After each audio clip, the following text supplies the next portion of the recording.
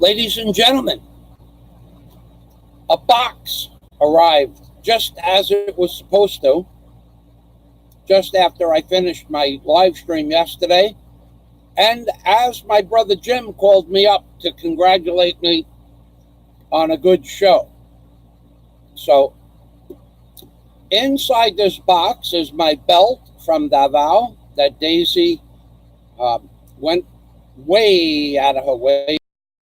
And also, it looks like there's a piece of fruit in there, or several pieces of fruit. So, because the box weighs about 4 kilos, maybe 7 pounds, we'll be opening up this box to see my new belt at some time during the show. But today's show is going to be a little bit complicated and a little bit funny and a little bit sad. A little bit sad. Not as sad as the fact that when I went outside to take a shower before, there was no water.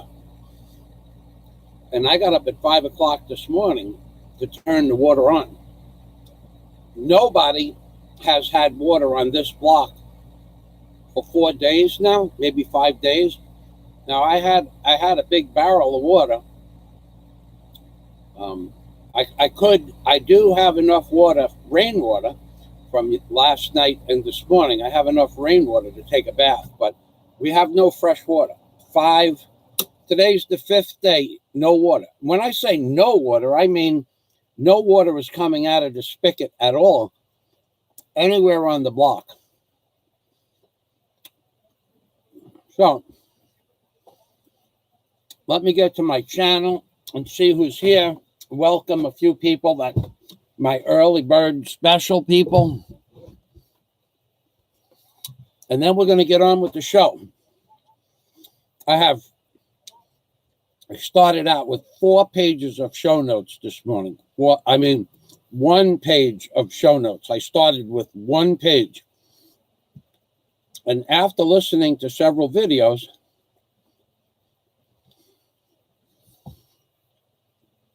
including Steve Montelli's latest live stream and several other people that are going to be coming to the Philippines or are in the Philippines, I had to add to the show notes 2 more pages. 2 more pages. Okay, so I'm on the page with the comments. I don't see any comments. It says there are only 3 people watching. How is that even possible? 5. Okay. All right, so I'll move right on to my show notes.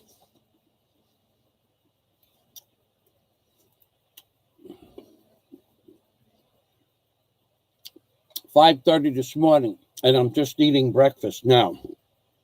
Sorry about that. Okay. Now, okay. I have the show notes in order. So the name of the video is Fate and Destiny, or God, or the spirit nature of the universe that decides our future, ? Ask my dad. He never believed in any of the above, and yet he had the greatest premonition of all time. In my lifetime, I have heard people have premonitions and predict things. Nothing is as clear as what happened on December 12th, 1970, as far as a premonition is concerned, and that was my dad's premonition. Right now, if we went back in time, and before we went back in time, if I described where each person was standing and what we were doing and what was at the bottom of the stairs and the top of the stairs, it was 13 steps down from the top platform, 13 steps down to the bottom of the basement of Times Square. So if I just Times Square stores on Linden Boulevard in Brooklyn, if I described to you what was happening there, it would be exactly as I stated it would be. I mean, that's how clear the images of December 12th, 1970, and what my dad said, where he was standing, where I was, where my brother Jimmy was, and where my mother was. But before we talk about my psychic and things I believe to be go far beyond that of God. God does not take interest in any one particular human being. Although some people might call what happens to me God or from God. You can call it whatever you want, but God is a man-made concept, not even a man-made concept. God is a concept created by an ancient race of beings in order to control mankind. Good, bad, evil, justice. That's not just my opinion. That's the way it is. God was a concept created to control people, and that's why I started writing my book, Angels on the Ark, to prove the existence of God. And after 20 years of research, I came to the conclusion that you can't prove the existence of God because God is a man-made concept. But we're going to talk about trolls now. Before we talk about God, we're going to talk about trolls. Welcome to the Machine Flying Circus, a man with morals. If you're not subscribed to Flying Circus, by all means, please go and subscribe to his channel. He's got a good sense of humor, and he has some pretty cool videos on his channel. All right, so we have people. Now we have some comments coming in. All right, let me put the glasses on. British comedy, Triple Agent.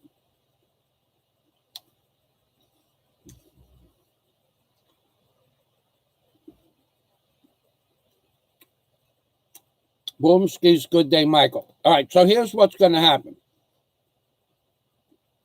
British comedy Triple Agent posted a message and then retracted it. The next time you post a message and retract it, I'm just going to block you. Okay? It's just that simple. It's not complicated. You people that go on other people's channel and post a comment so that it could be shown for a few seconds, and then you remove the comment, and I don't know what you said, it will be the first and the last time that I see you post a comment and then retract the comment. If you didn't spell something right, leave the comment there, copy it, paste it, and then spell what you wanted correctly in the comment. You want to add, subtract, leave the original comment on the page, or I'm going to your channel and I'm going to block you. I don't care about you, British comedy, Bronco, Rothschild, Triple Agent. I never cared about you, and I'm never going to care about you. You've taken up 3 minutes of my time, and if anybody here wants to post a comment and retracts their comment, I'm going straight to their page, and I'm removing you for you and your ability to post on my channel. I don't care. Now, 10cc, Maker. You are in existence here now, Maker.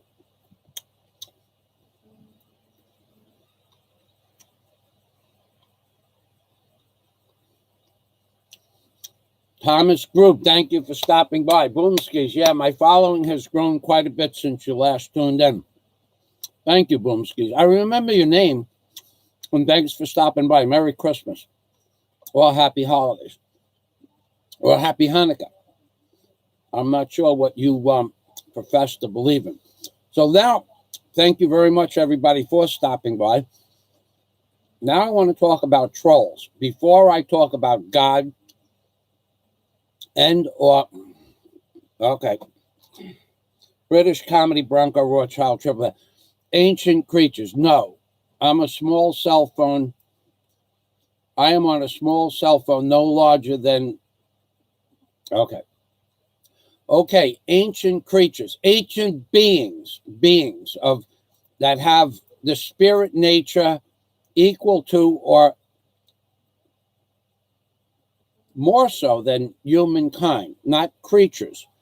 A creature is a bug, a cockroach, some kind of a worm is a creature. A being is a human being, something that has self-awareness. So not ancient creatures. No, that was a question you made. Not ancient creatures. A creature is some sort of a lower form of animal. No, they're not synonymous. But if you want to believe they are, go to the dictionary. If you're going to argue with me, animal would be, and human beings would be more synonymous than creatures. But if you want to argue with me, what I suggest you do is go get the definition of the word creature. I'll do it myself. Just to maybe you're right. I'll do it myself. And then that's not a problem. We'll take the time to learn. Okay, so creature. Let's see what the word creature says. In the vocabulary, the vernacular of the word creature, meaning. Okay, here we go. The creature, meaning. An animal as distinct from a human being. You hear what I just said? An animal as distinct from a human being.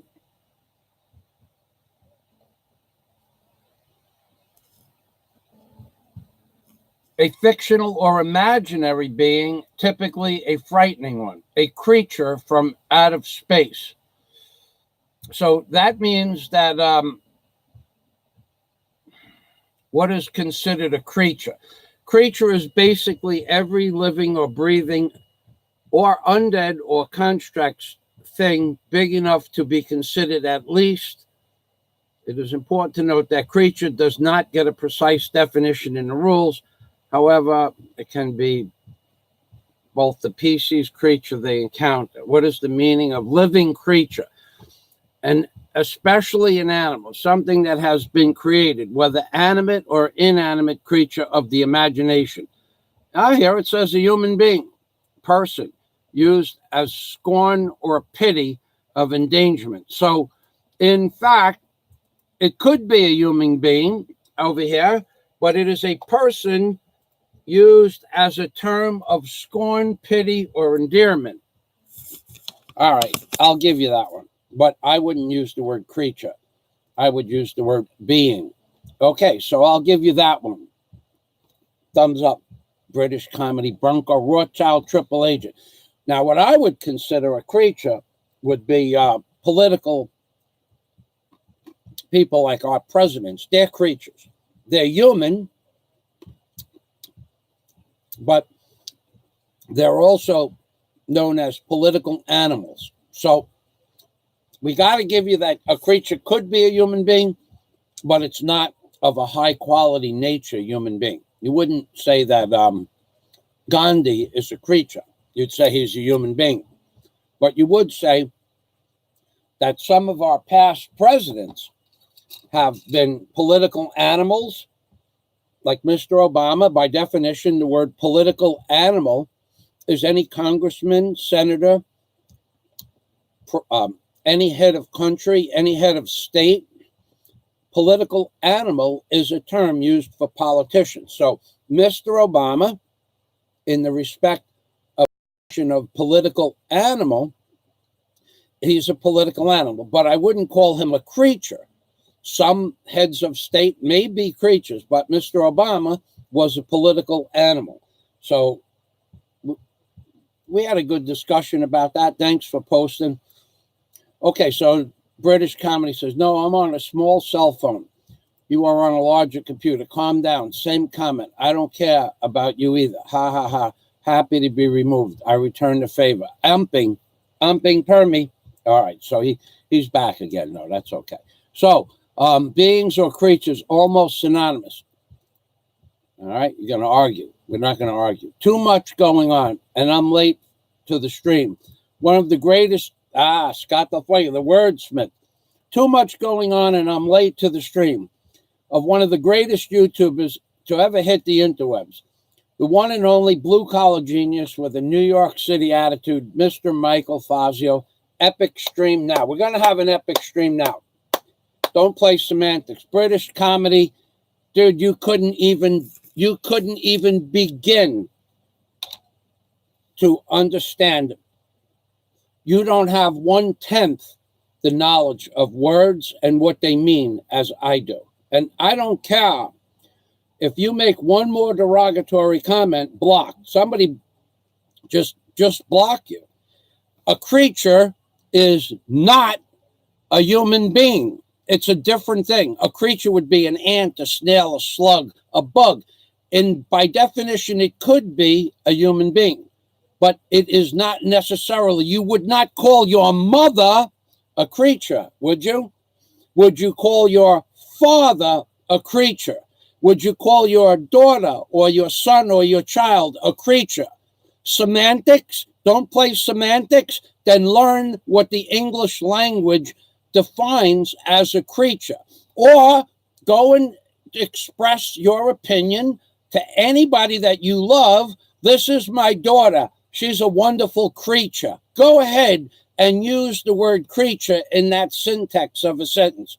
Go ahead and say my mother is a nice woman, but she is my mother, and I refer to my mother as a creature. Go ahead and discuss. I'm going to my family. They're a bunch of wonderful creatures. Go ahead and say that to your friends. Don't tell me about semantics. My understanding of the English language is 1,000 times what the average person has as far as knowledge of words and what they mean. I hold the world record in the state of Florida for 20 definitions of 20 obscure words to 20 what the words mean when I took the test to be a Marine Patrol agent. I did it in 1 minute and 43 seconds. Never did it in less than 4 minutes. So I beat it by half. Don't tell me about semantics. Don't come on my channel and correct me when it comes to words. I gave it to you because it says that a creature might be a human being, but you wouldn't call your mother a creature, would you? Would you call your mother a creature? Answer that question and or disappear. And there we go. We have everything I needed to say to this guy.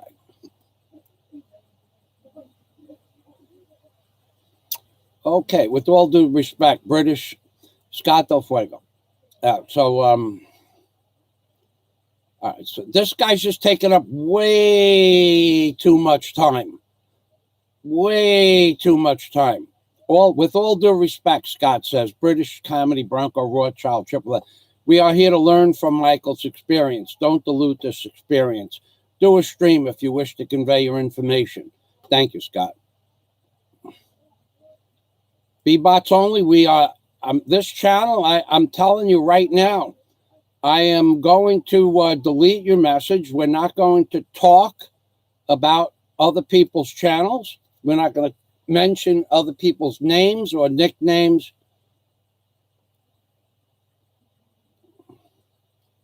Okay, British comedy. Okay, so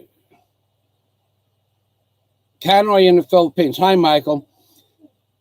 In my family, they are all creatures. LOL. How are you today? I'm doing well. Canoy in the Philippines. Thanks for stopping by. No, you wouldn't refer to your daughter or your son as a creature. Well, Canoy would. All right, so now we're going to talk about trolls. Now, trolls, in my opinion, are less than human. Trolls usually, in my opinion, and they usually converge on channels that they relate to. So let's talk about Scott. I wanted to show you. Daisy sent my belt and also some fresh fruit from Davao. We'll be opening up that box in a minute. Um,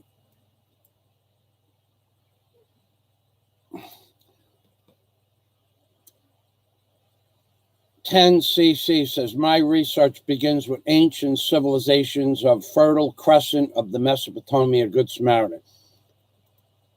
I would not, my kids and my wife friends are beautiful people. Right, they're not creatures. It's established that you wouldn't use the word creature for a loved one. We're done with that, please.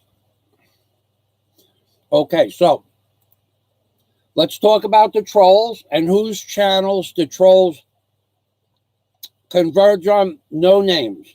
Okay, so what you have,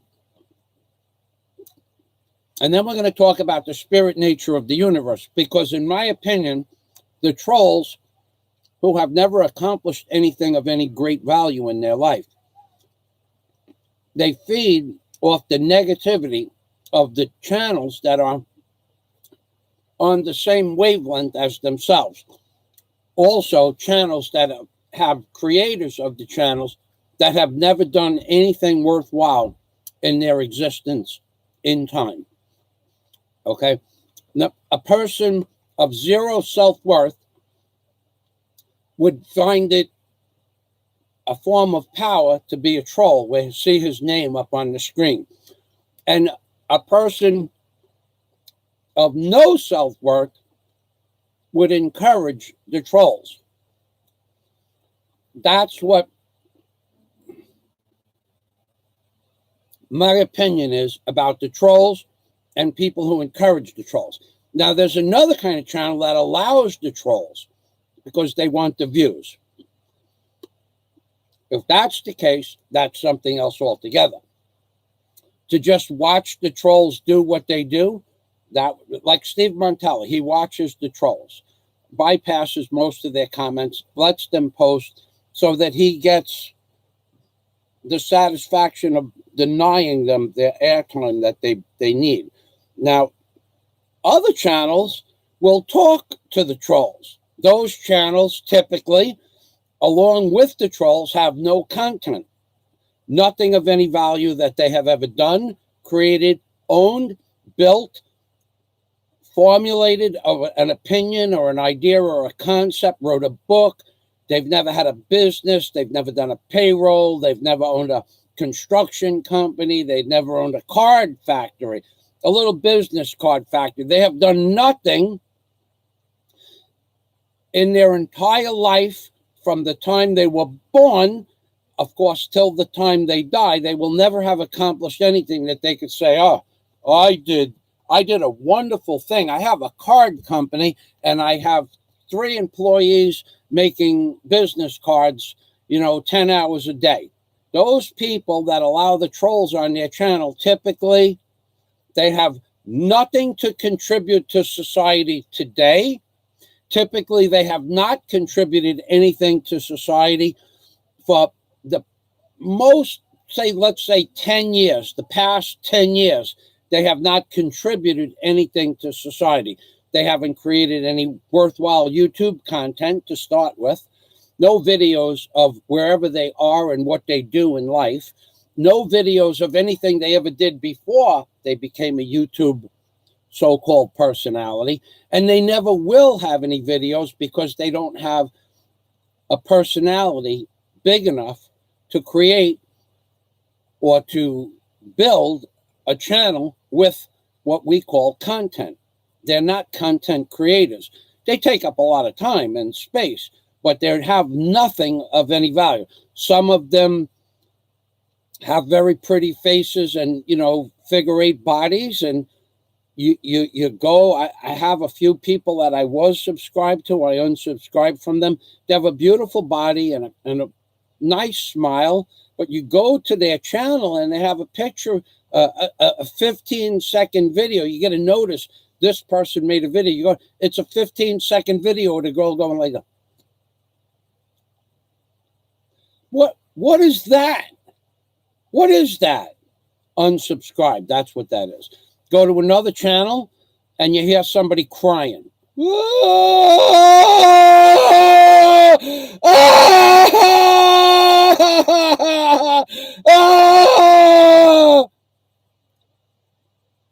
And they're crying about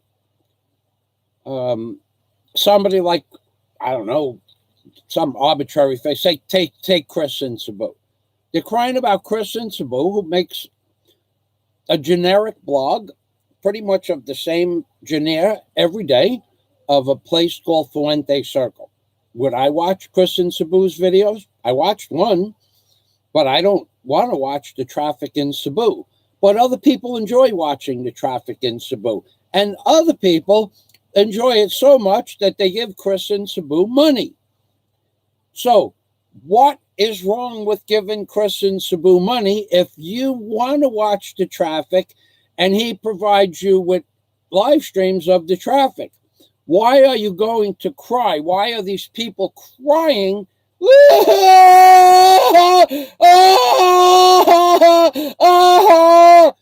Chris and Sabu was making money. Why are you crying about that?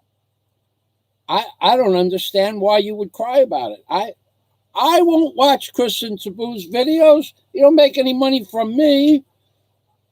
But I don't care that he makes money. And that guy, Chris and Sabu, he has a niche that people like. But most of the times, the trolls and the troll channels and the people who have nothing to offer this world, they get together and they critique somebody like Chris and Sabu. All right, that's what you want to do, but that's really not that's not something I would do. All right. Let's see. Go Bobo sister. Welcome to the machine. Welcome. We are getting into the troll nature of the universe. Now, we are not posting who is a troll and who is not a troll, but we are posting the nature of a troll. We're not leaving names. We're not putting channel names up there. We're not putting hintigadunkers as to who you're talking about. We're just going to keep this, as always, I keep my blogs neat and clean. Next topic. Jealousy. The jealousy of the troll accounts is running rampant on YouTube. Now, me, in the last 36 hours, I've watched, I don't know, probably 4 videos of people talking about me in the comment section. Did I do anything to those people? No, other than that I blocked them. So I read about 200 comments on several channels. And when you go to the person's channel that made the comment, they have no content. They're not real people. They're just names. Some guy last night on, let's see, Steve Montelli's show, he must have left like 12 comments about me. I don't even know the name of the guy that left the comments, but he knew that he was this and he was that. Well, I got to ask you, where are all of these people when I walk down the streets of Tagbilaran and I walk through the BQ Mall and I walk through the ICM? Where are all of these people that are going to say this and that when they see me? I'm not hard to find. But where are they? Every time I meet somebody in a mall, they walk up and say, hey, I know you. And they want to shake my hand and they want to talk for a little while. I usually give them between 5 and 10 minutes, sometimes 2 or 3 people in one day, sometimes nobody in a month.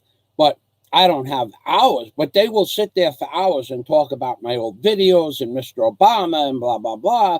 I don't have time for that. I'm a busy man.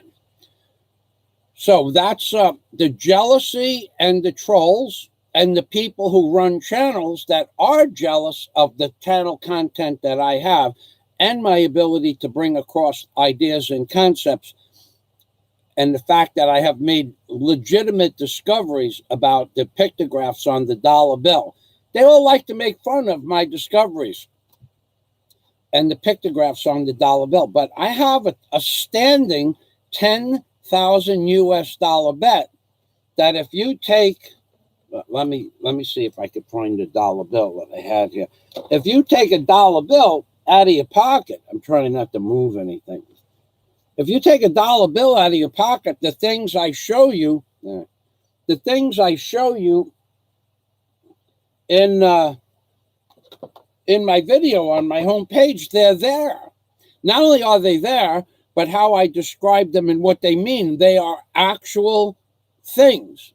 Okay, so I, Michael Fazio, made a discovery that's known as a high concept that only occurs every 10 or 15,000 things that are posted or created.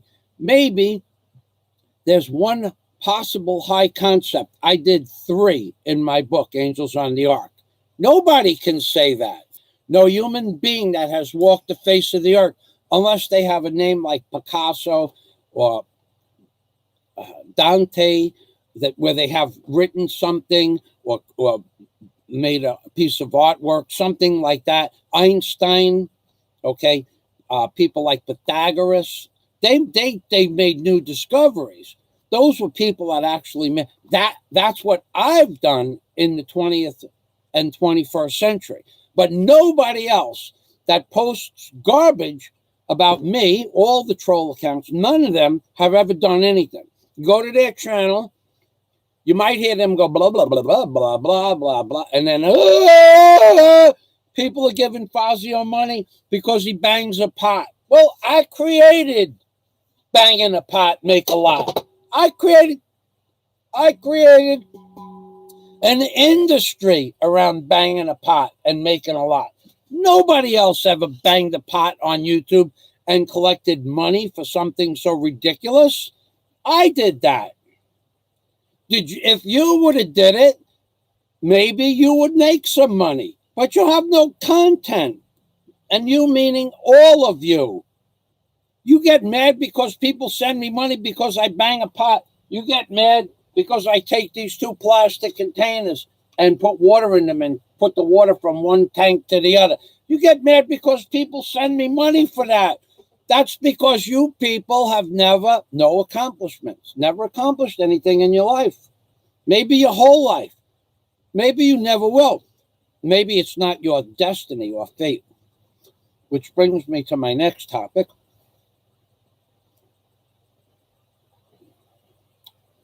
I have 2,800 videos of places I have been all over America, all over the United States, and now the Philippines. I have videos of my backhoes, track hoes, bobcats, trucks, racing boats, Cobra Mustang, $1 million+ house on the ocean, on the water, on a deep water canal, 90 seconds from the ocean, with my own private boat ramp and my own private boat cut to hang a boat in, a 33-foot ocean racer that went 63 miles an hour. None of the people that are critiquing me have no such videos. Nothing, zero. Google Good Friday maiden voyage. Just Google it. It comes right up of my ocean racer. Do any of these other people claim to have an ocean racer? No. Do they ever own any? I see people standing in front of cars when they were 20 years old, stating that they own such and such a car. And then at a later time in a video, they tell their subscribers that they never owned a car until they were like 35 or 40 years old. So how did you own a car when you were in your early 20s if you never owned a car till you were 35 or 40 years old? It's a legitimate question. I mean, if you can't answer it, it's because you're a liar. And we can help you out with that as well. Go to Alona Beach. I have a tractor trailer truck, but I had 217,000 pairs of shirts and sunglasses that say it's a shirt that denotes a liar with vertical lips. I just happen to have one right on right now. These vertical lips, if you Google vertical lips, it means a person that lies very fast to a pair of vertical lips. Because this is 1,000 lies. That was 1,000 lies. But this is only one lie. In fact, if you were lying through your horizontal teeth like this, you could only do maybe 2 or 3 lies a minute. But if you had vertical lips, then you could lie. Look, this is 1,000. That was 1,000 lies. That's why I created the vertical lip concept. People are saying it means this and it means that and this, and it doesn't mean anything. It just means vertical lips have the ability to lie better and faster because of the configuration of the lips themselves. Everybody throughout all of time and history know that vertical lips lie better than horizontal lips. But I was the one, along with Dennis Adam, that created the vertical lip t-shirt. We conspired and talked about it, and we sent back pictures back and forth to each other, and for about a few weeks, I guess it was, and eventually we came up with the vertical lips. We did research on who lies and how often they lie, and how the best way to lie is. Lying through your teeth is good. Lying through your teeth is a big lying methodology, but vertical lips bypasses all of that stuff. When you have vertical lips, you are among the best. You're up there with the presidents and heads of states, congressmen, senators, judges, lawyers. You are a professional vertical lip man or woman, then you are a professional liar and scammer. Usually, those two things go together. But don't come to me and complain because I sold $650,000 worth of shirts last week. That's entrepreneurship. Don't come to me, my channel, and complain that people send me super chat because I bang a pot. I bang a pot, I make a lot. I bang a pot. When I bang a pot, I expect to get respect. It sounded pretty good. So when I bang a pot, when I bang a pot, where's that thing? Where's that thing? Where's my pot banger thing? When I bang a pot, I expect respect.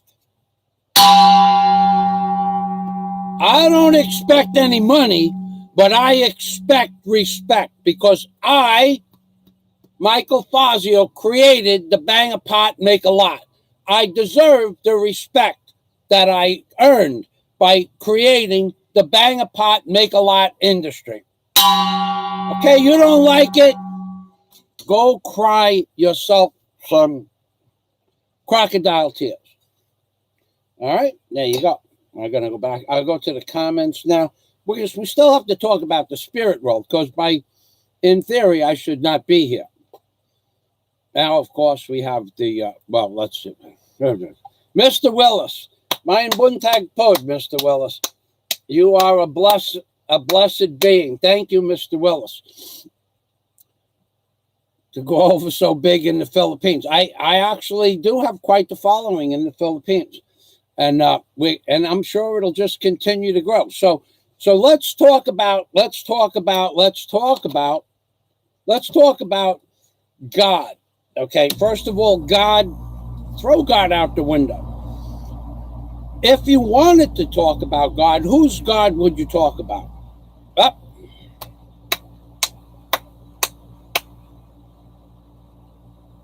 Have to send twice to get a super chat through now. Wonder why. Twice as much. Salamat. And we're going to sing from Daisy.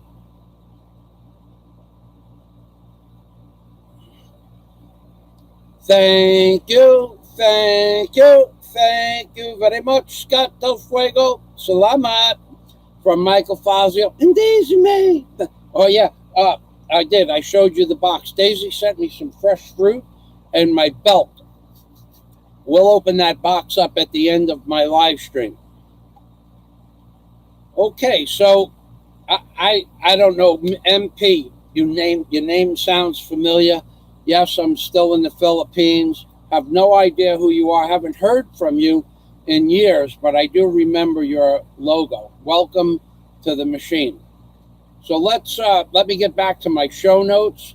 Now, so these people, they claim they're so much smarter, but they don't have any content, no subscribers, and does it really matter? Well, yeah, it matters because of the rabid jealousy, the inner turmoil that they have. I'm trying to help these people. I'm giving them right now, I'm going to give them away so that they don't have to contemplate Harry, carry. Okay? These people, you should understand that these people that are trolls, every day they wake up and wonder if they should finish the day or finish the day. Every day they wake up. They don't like themselves. They don't like what they've become. They don't like what they are. None of these people like what they are. If they liked what they were, if they liked what they've accomplished, if they liked what they've done in life, they would show it and post it on YouTube, or they would be positive commenters, not detractors of other people that have accomplished things.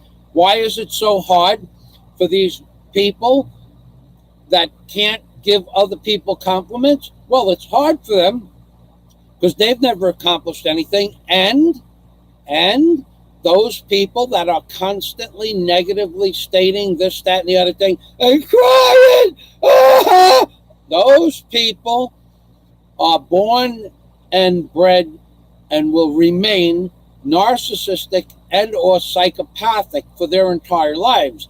It wasn't something that just arrived recently in the mail. It's something that was in an innate nature of their chromosomes, that genetically they were going to become narcissists and or psychopaths. They can't do anything about it. But the thing that they can't do anything about is the fact that they don't try to do anything about their narcissistic behavior.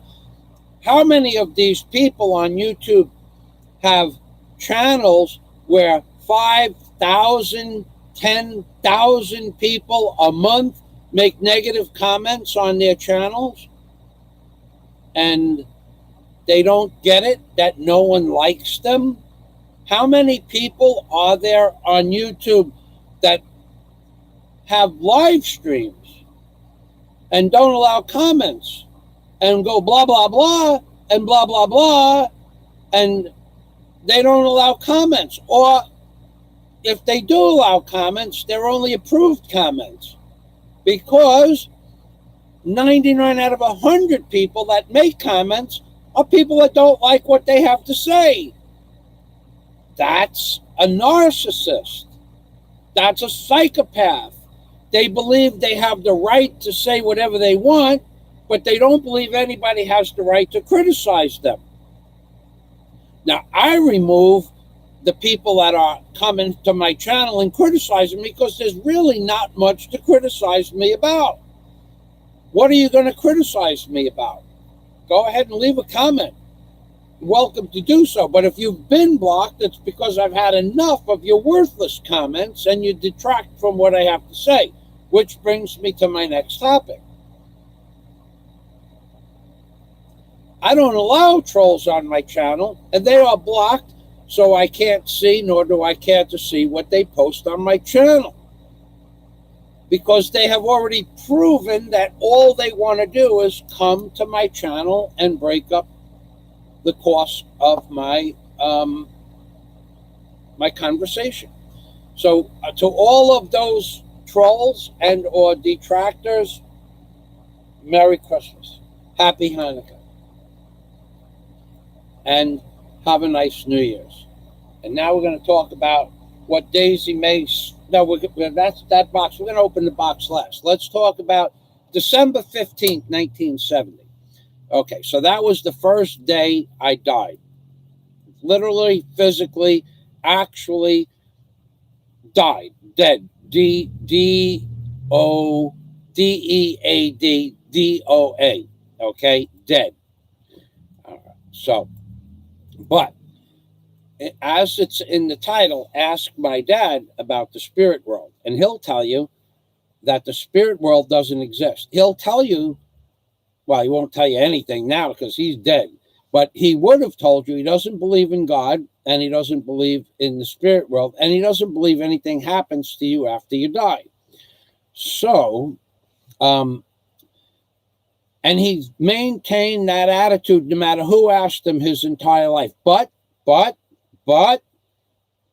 I gotta tell you, Dad had a St. Christopher medal hanging on his the sun visor of his car.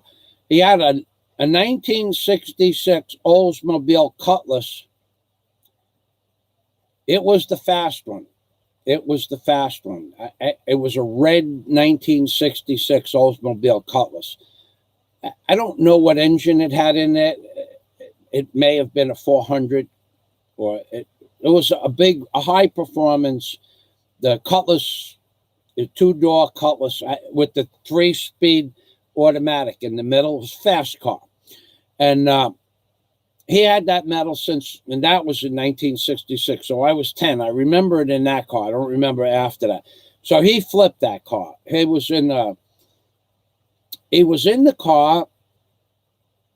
I don't know what happened. I don't remember how it happened. I was 11 years old. But somehow or another, that car flipped and rolled over either once or multiple times.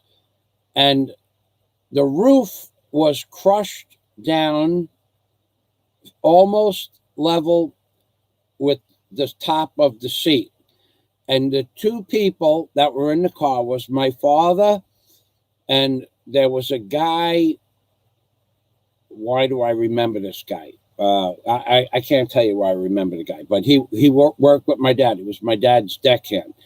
And what they both happened somehow to have done was when the car flipped over, they both crunched down on the front seat. They both went like this. And the roof came straight down to the top of the seat, or to the top of the door. So the police looked at the car. They were still in the car. And the police looked at the car when they got there, and they said, well, nobody lived through that. I mean, that's how bad the accident was.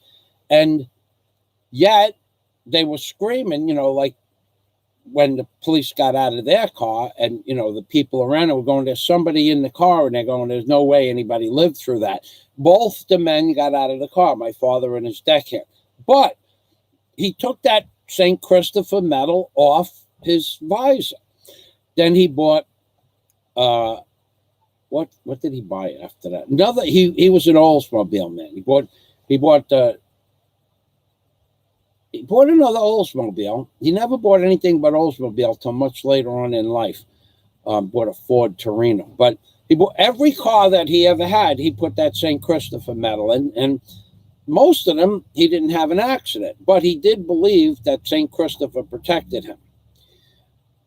So on December 12th, we were shopping, and I wanted a stereo. I wanted one of those turntable stereos.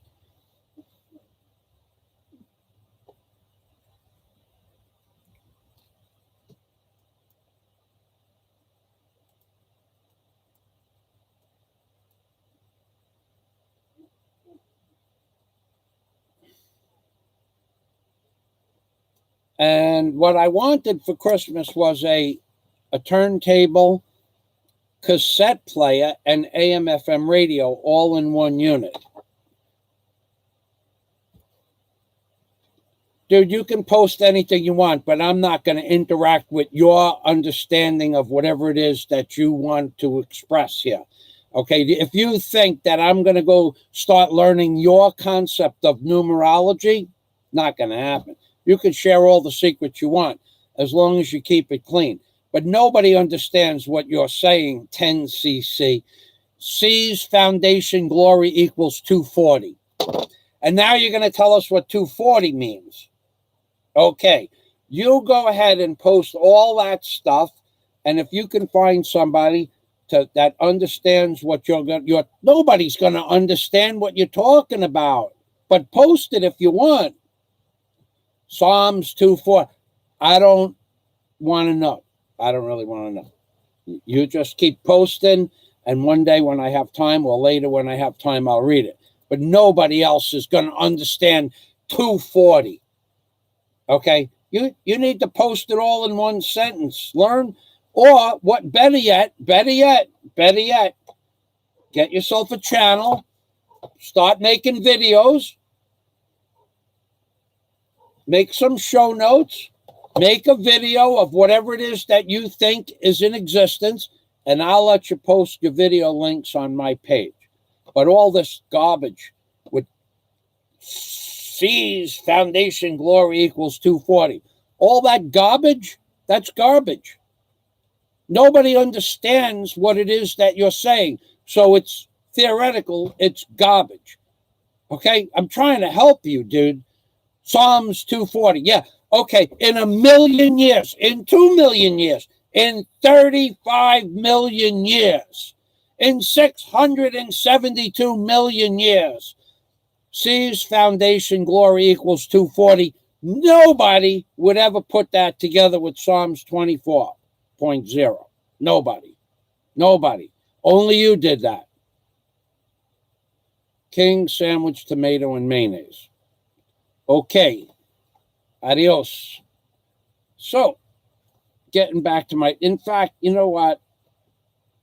Don't post any more crap on my channel. Yeah. Okay. Yeah. King sandwich, tomato, and mayonnaise. All right. That's it. I've had enough of your nonsense. We are going to your channel. We're going to see what you're all about. We're going to see how much crap you have posted on your channel. Absolutely nothing. And you have just been blocked. Okay? There you go. Tomatoes and mayonnaise in Psalms 24. Adios. Umping Permy. Read it. Okay. Getting back to my dad. I'm talking about something important here, and I got this guy here talking about 24 points. You interrupted me. I allowed you to post that crap. I told you what to do. Go build a channel, make videos like I did, like other people do. Make a channel, make a video, show your face, because apparently you're too paranoid or not intelligent enough to believe that you should have a YouTube channel, or you don't have anything intelligent enough to say. And then make a channel, make videos, show your face, post something that's worthwhile more than tomatoes and mayonnaise and Psalms 24. And then when you build up something or you have a video worthwhile talking about, then come to my channel and I'll let you post the link. In between now and then, I just blocked you. Adios. Umping Permy 10cc. Have a nice day. Merry Christmas too, by the way. And that's how I deal with trolls on my channel. So, all right. So now my dad, he didn't believe in the spirit world, and he didn't believe in the nature of God, and he certainly didn't believe in life after death. But my dad had the greatest premonition of any premonition that I ever experienced in my whole life. So, hello, Steve 25901. Welcome to the machine, Steve. And John Boone Bean, welcome to the machine. John's smiling because I just gave him the old Fazio shove off. Adios, amigo. So I knew what I wanted, and my mom and dad know what I want. So they take me, my brother Jim, my mom, and my dad, we went to Times Square store on Linden Boulevard in Brooklyn, right on the borderline, right across the street from it was a hospital. I forgot the name of the hospital. It was right. It was only. It was less than 600 feet away from a hospital. I'll remember the name before I go on. So, on December 12th, my dad takes us to Times Square store to go Christmas shopping, because that was the only department store within. Well, it was just a few miles from the house, and it was the only department store that was really worth going to at that time in 1970. Green Acres was just a little teeny little, a few little outlets, and Queen Center Mall wasn't there yet. So Times Square store was the place. We got to remember there was a lot less people then. So we go there and we go, I don't know, my mom went one way and my brother and I went with my dad there was a radio sales, stereo.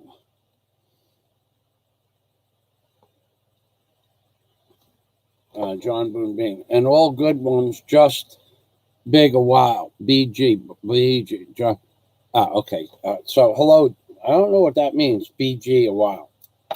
But John speaks a different language, so his pronunciation might be a little different. So we go to this radio shop, and I look, there was a Zenith turntable, cassette player, and AM/FM radio. It was like $250. That was a lot of money back then. Now, you got to remember, people didn't make that much money. But it wasn't the one I wanted. There was a Panasonic SE990 for $199. And it had a dark smoked plastic cover. It was a pretty cool looking machine.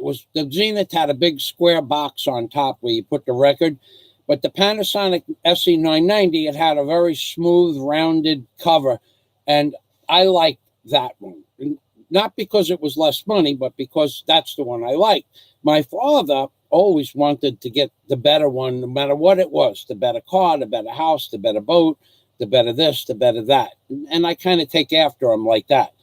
And so my dad buys it, and it's not in a very big box. The box was only about 11 inches tall, 28 or 30 inches wide, and 24 inches deep, just big enough for a turntable and a radio. Marantz. Back then, a Marantz receiver. That's the good one. Scott wanted the good one, the big speakers. The big speakers or the big speakers?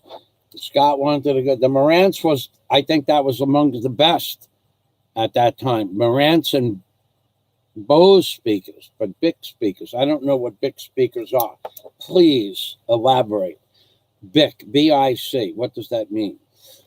So my dad buys this stereo unit for me, and we all had agreed that we would meet at the Frankfurter stand. My dad always bought us Frankfurters with sauerkraut and French fries, always, when we went to Times Square. So that was like our big treat. And there was a little place at the bottom of the side door where they sold Frankfurters or sauerkraut and French fries. I'm not real sure what else they sold. They might have sold hamburgers, but I always remember us getting Frankfurters. So with that, it was cold. It was December, and there was no place to sit down. That place did not have tables and chairs. You bought your food, and there was no chairs or anything to sit down on. Usually you just bought it to go. There wasn't a restaurant. It was just like a little stand inside that went up against the wall at the bottom of the stairs. And most people would just stand around and eat their food standing up. So we went over to the staircase, and my dad and my mom, there was 13 steps up from the bottom of the basement of Times Square store where the Frankfurter stand was. They stood. My dad was on the platform, and there was a railing that went up the stairs, then horizontal across the platform, and went up to the top doors. There was 13 more steps up. My dad stood on the platform towards the middle of the platform, and my mom stood like right around the top step with like 1 foot up on the platform. And I was directly behind my brother Jim, who was next to my mom because he was smaller, and so he stood on the store. So I was on the bottom. Jimmy was up on this next step up. Then my mother and my father was on the platform because there was a lot of other people having their frankfurters. That was where everybody gathered to eat rather than take their franks out in the cold. So the platform was about 6.5 feet in depth. So I said to my mother, Mom, looking up at my mother, can I have the stereo? Can I use it before Christmas? And she says, you'll have to ask your dad. So I looked up and I said, hey, Dad, can I use the stereo before Christmas? And Dad looked at me and looked at my mother. He said, I guess so. You might be dead before Christmas.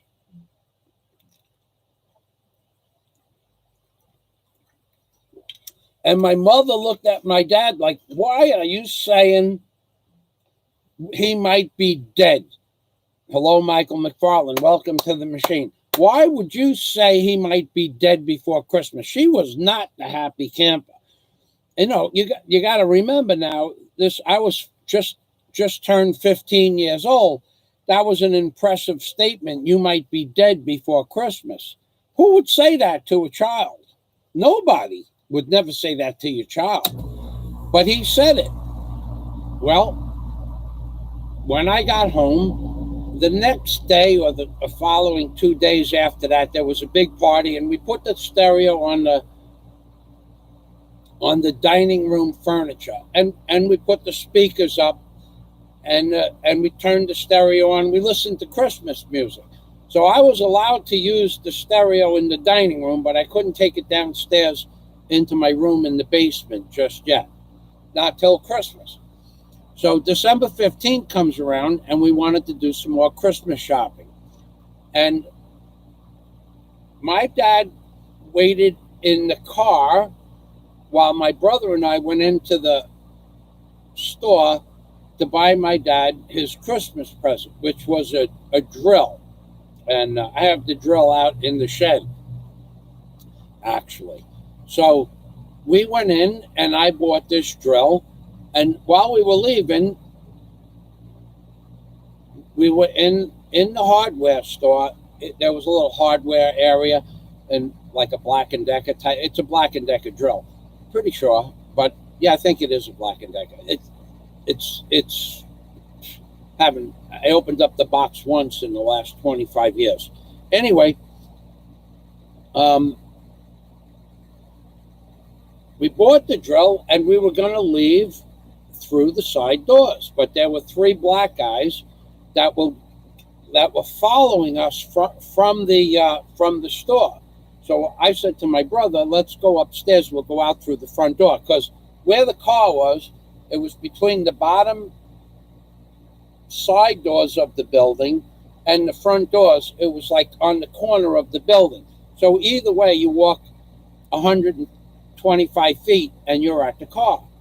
So we went up the stairs of the building, and I looked around, and those guys were gone, and we went outside, and we started walking towards the car. We could almost see the car from where I was, and one black guy jumps out in front of me and says, give me all your money. And I threw him on the floor. Immediately, I tossed him down to the ground.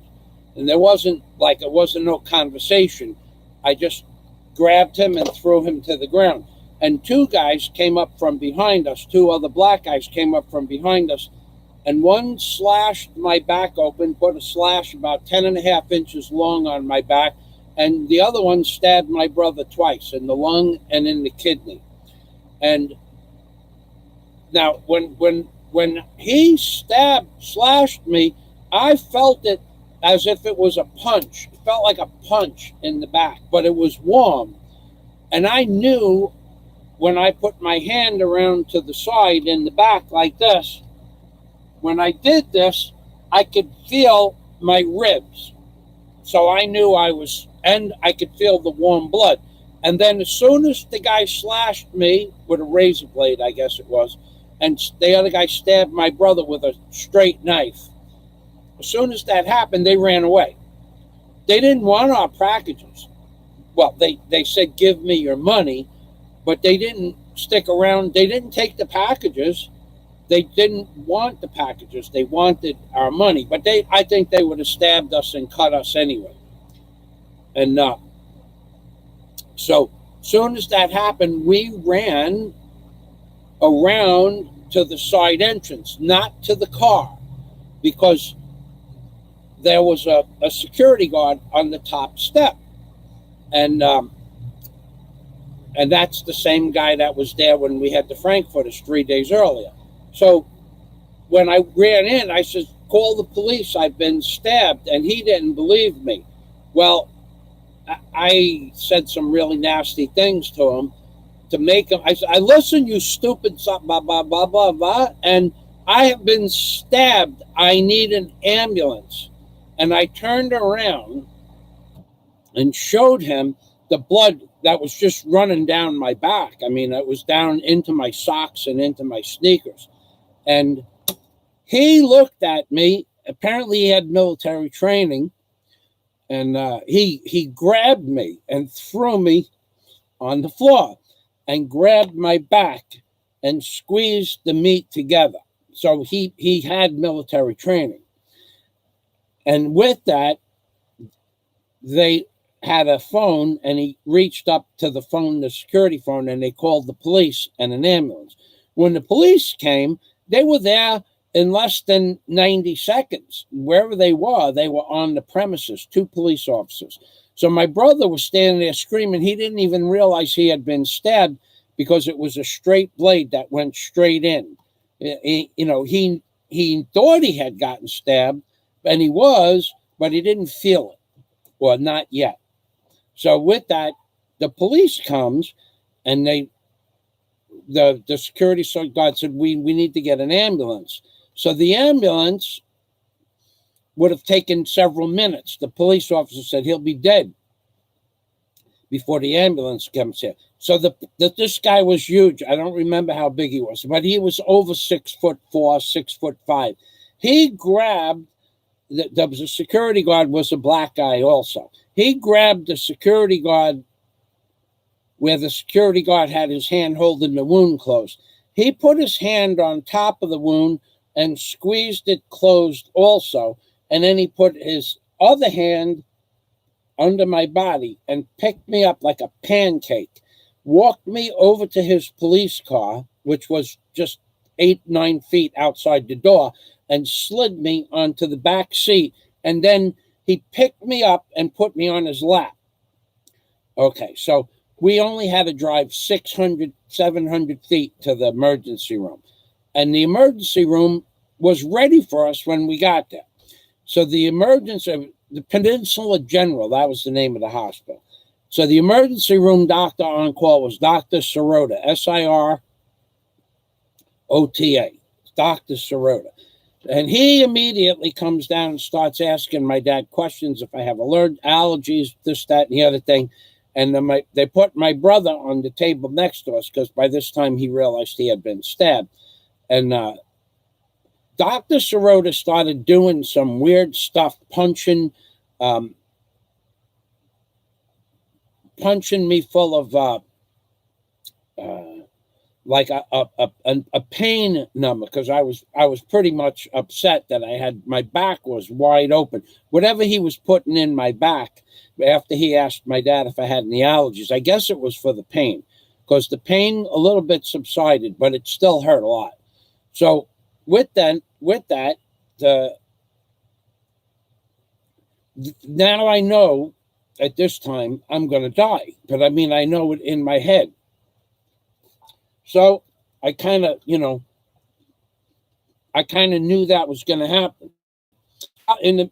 While I'm on the table, the police officer that brought us into the room, he was still there. But when they were talking to my mom and dad in the corner of the hospital room with the lady that lived next door to us, her name was Barbara. She was a nurse in the hospital. And they were talking about whether or not I was going to live or die. And I heard the conversation while I was awake. I heard the conversation, and there was no way. There was no way that I was going to live. It's not going to happen. He's going to die. So with that, the doctor gave me a male nurse that was supposed to stand right in front of me like this and talk to me. So he was, and he's asking me about baseball. I'm going, dude, I don't watch. I don't like baseball. I don't like football, and I don't really want to talk to you. With that, I know I'm going to die, so I die. A little bit more complicated than that, but I rise up out of my body. And with that, I watch the doctors. I can hear not only the conversation that I'm going to die, that now I hear the conversation that he's dead. And I hear every word from every doctor and every nurse and everybody in the room, including my mother and father. By the way, my uncle Seaman John Fazio, he was there also, Seaman John. And Seaman Pond Scum, that's what I mean. And he was there also. He was crying. So, crocodile tears, I'm sure. If he knew what I was going to talk about later on in life and how I was going to not like him later on in life. But that was much later on. That was probably 10 more years we had to go before it reached that point.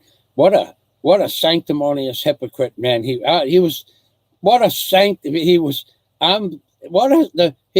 biggest hypocrite anybody ever knew. Anyway, so now I'm going to die, and I die, and I rise up out of my body, and I go up, and I leave the room, gone, through the ceiling. Everything goes blank. And I come into this big dark room where there was like big giant wooden pews. And I'm looking around. Now I'm awake, no more pain. And there are people in dark robes. And they're talking to me. Multiple conversations. And I understand them. And they're saying, basically, the bottom premise was, do you want to live? And I said, yeah. And why? I said, well, because my mother's standing over in the corner of the room. She's really upset. She was hysterical. So they said the one man seemed to be in charge. It was a man, too. It wasn't a woman. We're not going to be politically correct here. It was a man behind a big wooden pew in a brown or black robe. He said, well, if we let you live, will you do something for us? I said, sure. What do you want me to do? And they said, well, when the time comes, you'll have to promise that you'll do it. So I said, well, what's it going to be? And they said, it'll be something great, but you have to promise to do it. So I promised that I would do it. At that exact moment, as soon as I made the promise, I was back in my body, 100% aware of everything around me, but now there was pain. Now there was a lot of pain. And when I looked up, everybody was crying, and the doctors were rushing and hysterical. And I said to the doctor, I'll be okay, because I knew I was giving back my life. So now, the premonition that my dad had 3 days earlier saying maybe he'll be dead before Christmas, that was a premonition. So, but it wasn't God. It was something else altogether. So we talked about that, but not much right away. But then years later, we talked about it. He remembered saying it. My mother remembered. My brother Jimmy remembered him saying it. I mean, he remembered us talking about that. But it was kind of a topic that we didn't broach much. It was just like we didn't talk about that much in the family. So, is there a spirit world? Does it guide us through our daily lives? Does it give you hints? Does it change the course of your destiny? Well, yeah, it does. And it did again many times after that. There's no way what I did for a living, what I did with people, what I did to people, said to people, hung out with people, had car accidents with people in the car that didn't live, and I come out unscathed or minor injuries. Should I be dead? Probably multiple times. So many times that I couldn't even begin to comprehend. And now last Saturday, it happened again. Again, and it was the same. It's always 3-4 days before the accident, I get a premonition. It's always like that. It's not, and I don't just ever just have the accident and then say, oh God, I was thinking about this. Just this morning. It's not, it's always 3 or 4 days before the event. So can you stop it from happening? No. So I'm going to show you what saved my life last week. So I live in Alona Beach, and my friend from YouTube for many years, a man named Fox 2221, 222 Fox 1, he comes to visit me. All right, so he comes, and we're going to go swimming on Alona Beach, and we do. But what I did do is I did bring my floaty and my waterproof camera for my Hero 5 camera. I brought that. So the Hero 5 camera goes inside here like this. And then you close the door. It's a pretty cool little mechanism. It's a Hero 5. And the camera case, believe it or not, this camera case, it was $24. So, and it works just fine. And that was a good price. I've seen them when they first came out, they were $50. So I paid $24 for this camera case. So now I have a floaty, but I don't have, and the floaty has a lanyard on it, a little blue lanyard, a piece of junk. So I have the floaty and the lanyard, but I don't have the floaty's lanyard is supposed to go to the camera, but it's such a light duty lanyard that I tied it up and multiple wrapped it around the camera case. But now I don't have a lanyard for the camera. See, if I were to use this floaty and the lanyard broke, the camera would sink. And then you'd never find it. You'll just never find it. I mean, if you don't actually see it hit the ocean floor and stop where you are and mark the place, you're never going to, it's gone. So I tied the floaty on proper, but I had no lanyard for the camera. So Fox walks over. He said, what are you going to use? I said, well, I grabbed a piece of rope off of a rock that next on the end of Alona Beach. But I said, this a little bit, it was a big, long piece of nylon rope, 3/4 inch. And Fox walked over to the rocks, and he's also a tree surgeon, so he knew what I was looking for. He knew I was looking for a piece of light line. This is line. This is light-duty string of line. And he found this light-duty piece of line with polypropylene, which was perfect. So I snatched up a nice tight knot on here with a bowler knot. And then I took the rest of the rope. You're going to see it in my first video. I put the rest of the rope around my neck like this and put a bowling knot in it. And I was saying to myself, not the most smartest thing in the world to do, but I'm the person that's holding the camera. We're not jumping off of any cliffs or anything like that. So there's really nothing that it's going to get hung up on and choke me to death. However, digressing back 3 days, as I just said, 3 days before I'm going to die or have a tragic accident, I know that this is going to happen. So I'm on my way to Alona Beach to meet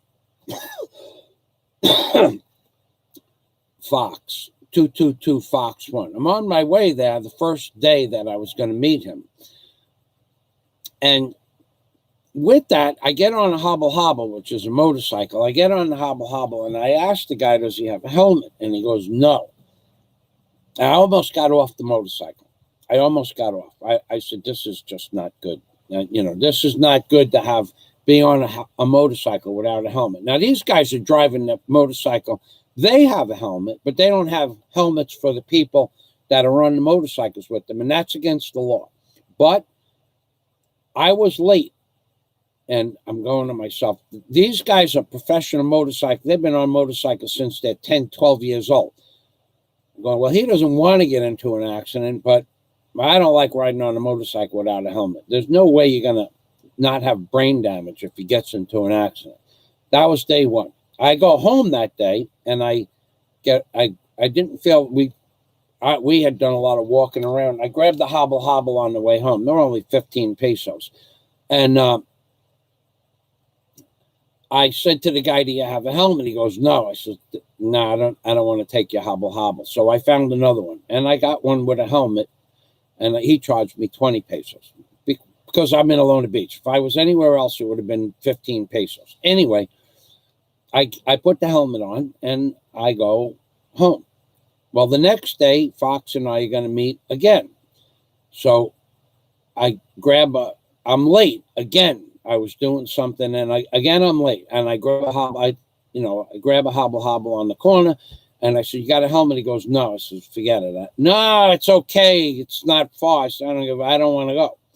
Find somebody with a helmet. So he took off, and 30 seconds later, he yelled at some guy going in the opposite direction, and he came with a helmet.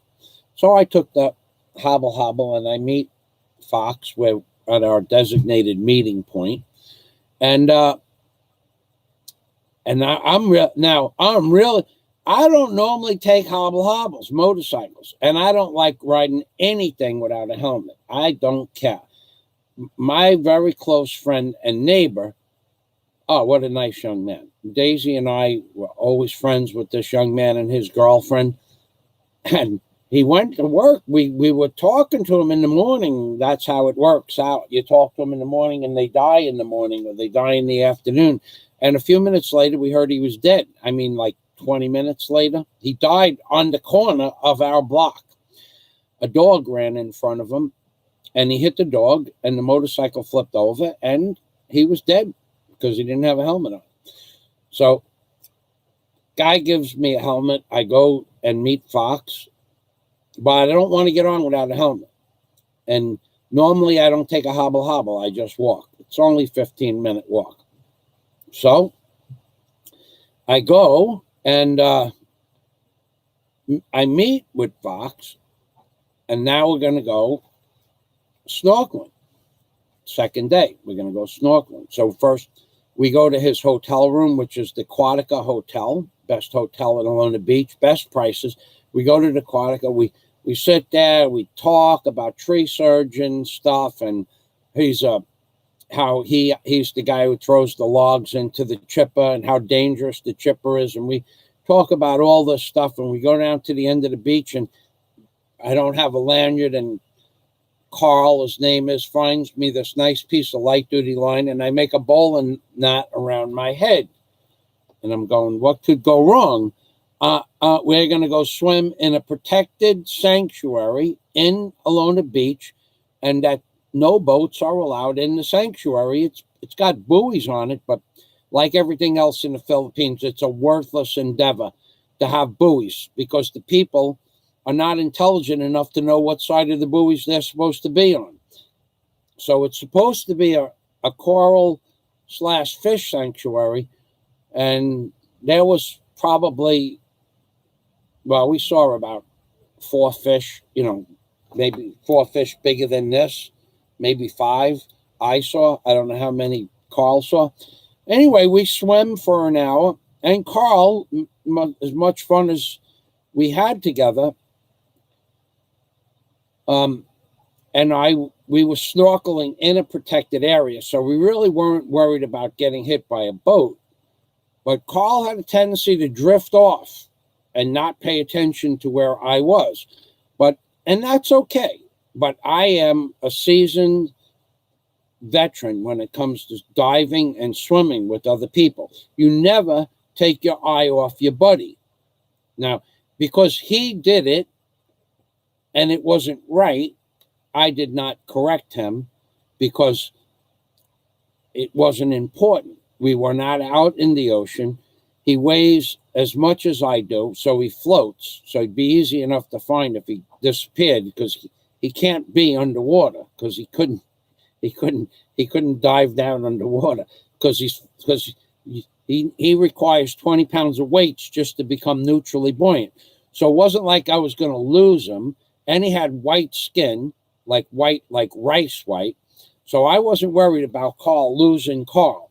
So as soon as and the water was calm. So maybe 2-3 inch chop on the water. So I knew where Carl was at all times. And when he disappeared, because he should have been looking for me every 15 seconds so that we never were more than 10 or 15 feet apart. But he just doesn't know the rules. And I know the rules, and I am not about to correct him on his vacation. And I said to him, stay within my sight the first time we got in the water, and he said, okay. Well, I guess he thought that I meant within his sight, meaning that, if I could see a half a mile, I guess he thought that. But that's not what I meant. I meant 10 feet away, 12 feet away is about as far as you should be from your buddy when you're snorkeling or diving. You never lose sight ever of your buddy. That's just wrong. But he didn't understand what it meant, and that's okay. So every time I would turn around, he would be heading off in a different direction. And it's not like I had anything to do. So I would just follow his way. I just, wherever he went, I followed. I stayed behind him, easy to keep track of where he was. So at some point, he was done. Didn't tell me he was done. Didn't say I'm going to shore. Didn't say I'm leaving. Just started heading for shore. He knew I was following him. But at that point, I had my face down to the bottom of the fishery, and I was looking at a fish. So a fish that we had just played with. It was a sea anemone fish, a little orange and black fish. It's called a fighting fish on my video uploads page. It kept coming up to me and like right in my face, like this far away, like 18 inches away. It would scoot up to my face and go like that and then go back down. It was scaring us away from its baby fish that were in the sea anemone. All right, so that's what the fish was doing. So when I called Carl over to show him, look at this fish, it's attacking me. That's called fish attacks diver. It's on my channel. I don't remember the name of the video. So Carl, Pinoy Troll, welcome to the machine. So Carl comes over. Hold on, let me read the comment. The synchronicity of the story is fascinating. Without any of the links in this chain of unlikely events, you would not have survived. From choosing a different guard, knowing first aid, etc. That's right. No way. If that guard didn't hold that wound together, I would have died before I got to the operating table. So interesting to try and comprehend how the universe works. There is some type of guiding intelligence or common pool of consciousness that we separate from and rejoin. Very interesting. Thank you, Scott. Yep, definitely is a spirit world. So Pinoy Troll, welcome to the machine.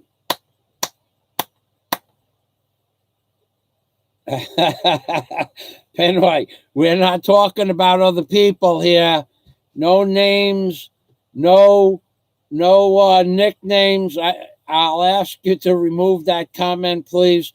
We don't talk about other people on my channel, my friend. Please just remove that comment, and thank you. So moving back, Carl comes over, and the fighting fish is now attacking his face mask. Thank you, Jeff.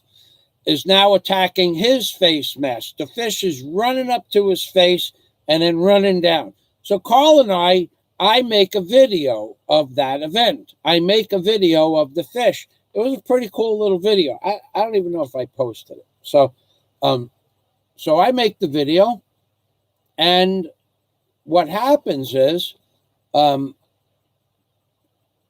now Carl moves away from the fish, and now I'm playing with the fish. I made another video of just me. So Carl's video is here. Let's see. It's private. That's why. It's Alona Beach fighting fish, and it's private. Okay, so that's why no one's seen it yet. So, all right, so I'll have to post that video, and you'll see it when I post it. I forget. I made like 22 videos this week that I loaded. So anyway, Carl disappears, and I'm playing with the fish. And with that, Carl, thank you very much, Jeff. Carl heads to shore while I'm playing with the fighting fish, because I wanted a video of the fighting fish playing with me. And I got a video, and it's just that video is 1:18, and I got a video that's about 2 minutes long. So how far did Carl disappear in 2 minutes? He disappeared really far without telling me he was leaving. Apparently, he was done. And we were there more than 45 minutes. I was done too, but he should not have left without saying goodbye, or we're leaving, or because in the beginning, the first thing I tell anybody I'm diving with, I don't care who you are. If I lose track of where you are, if you disappear from me, we're done for the day. Okay, we're done. Maybe forever. I will not teach people basic practice of safety, swimming, scuba diving, or snorkeling. I will not be a teacher. I will explain the rules before we start, which I explained to Carl. If you get tired, if you are injured, if you want to leave, let me know. He will confirm that if he's watching. He will confirm it. There is no way I go in the water without telling somebody what the rules are. Don't leave my site. Don't disappear from my site. If you do disappear from my site, find where I am. Because if you disappear from my site, it's because you disappeared. It's not because I left you. It's because you left me. You think I'm kidding. Anybody out there, anybody watching, you think I'm kidding? I'm not kidding. If I were to ever go swimming with Carl again after that, I would have made it so clear for that to not happen again. Just a simple thing like that. He did not cause the jet ski to run over me, but he was part of the problem or part of the event. Okay, so he disappears. And now I look up and I see him 100 feet ahead of me. He's gone. I see him because he's a very big man, and he's got white skin. His head is white. He had on a black shirt, but I see him, but he's gone. He's 100 feet away. He couldn't hear me. If something happened to him, I would not be able to hear him scream. It's just wrong to disappear on somebody. You're swimming, scuba diving, or snorkeling with somebody, don't make them go more than 12 feet away from you. Those are the damn rules. They're the rules. It's not an option. It's what you need to do when you're swimming or snorkeling with somebody. It's why I go alone rather than go with somebody, because I'm tired of keeping tabs on where everybody is and what their little whimsical thoughts. And I'm not criticizing Carl. We were in a protected area where no boats were supposed to be, and he's a good swimmer, but he's not paying attention to where I am. And that's just wrong. I made it clear in the beginning, don't lose sight of me. If you want to leave, let me know. We'll go to shore. When one person is done, the other person is done. If you're buddied up with somebody and you got a 1 hour dive ahead of you and you're into the dive for 10 minutes and you're diving and you're enjoying yourself and your buddy says, wants to go up, you go up. Done. The dive is, we're over. We're finished diving. Unless you could bring them up to the surface, grab somebody else, or head back down and team up with a third party. But when you're done, buddied up with somebody, when they're done, you're done. When I'm done, they're done. There's nothing to talk about. So when he was done, he should have said, I'm done, and we go to shore. He didn't do that. All right, so now I'm swimming for better part of 45 minutes with this lanyard around my neck with a bowling knot. And I'm not holding the camera. The camera's floating behind me. So Carl is 100 feet away. So what I do is I just let the lanyard go and I start swimming the breaststroke, which I have no problem swimming 2 kilometers breaststroke. Without stopping, without slowing down, I do 1,970 breaststrokes. Not a problem. And I'm done. That's 1 kilometer. Times 2, that's 2 kilometers. That's 4,000 breaststrokes. Okay, so 1 kilometer is 1,970 breaststrokes for me, left and right. They both count. Okay, well, 1,000 strokes with my left arm, 1,000 with my right, but 1,970 strokes is 1 kilometer for me. So Carl disappears and I do the breaststroke fast. I'm moving quick. And with that, I feel the lanyard give way behind me. It just, the bowling knot was not tight because this rope was hard, sitting out in the sun for a long time. I didn't double bowling knot it, or half hitch it first and then bowling knot. The bowling knot comes loose. So what I do is I know that I lost the camera. The camera's gone, but I know this floaty is going to be sticking up out of the water this much, 2.5 inches. And it's yellow. And now the water chop is maybe 4 or 5 inches. So all I have to do is wait for the water to go up and down, and I'm going to find the floaty. So when the lanyard comes off my neck, I turn around to the right. Why did I turn to the right? Because the shore was on the right, and the wind was blowing straight onto the shore. So theoretically, the floaty is going towards the shore, and it's going away from me with the current because the tide had changed. So the current, I'm now going against the current, swimming against the current. So the floaty is going to go back away from my back, and it's going to go towards the shore. So I turn around to the right, and I don't see it, but I should have seen it. And I was looking for like maybe 5 or 6 seconds, long enough for it to float up. So I think real quick, I'm going, but it only just fell off my neck. It's got to be to the right, but it's not. So now I turn around to the left like this. And when it's right there. It's like my face is here.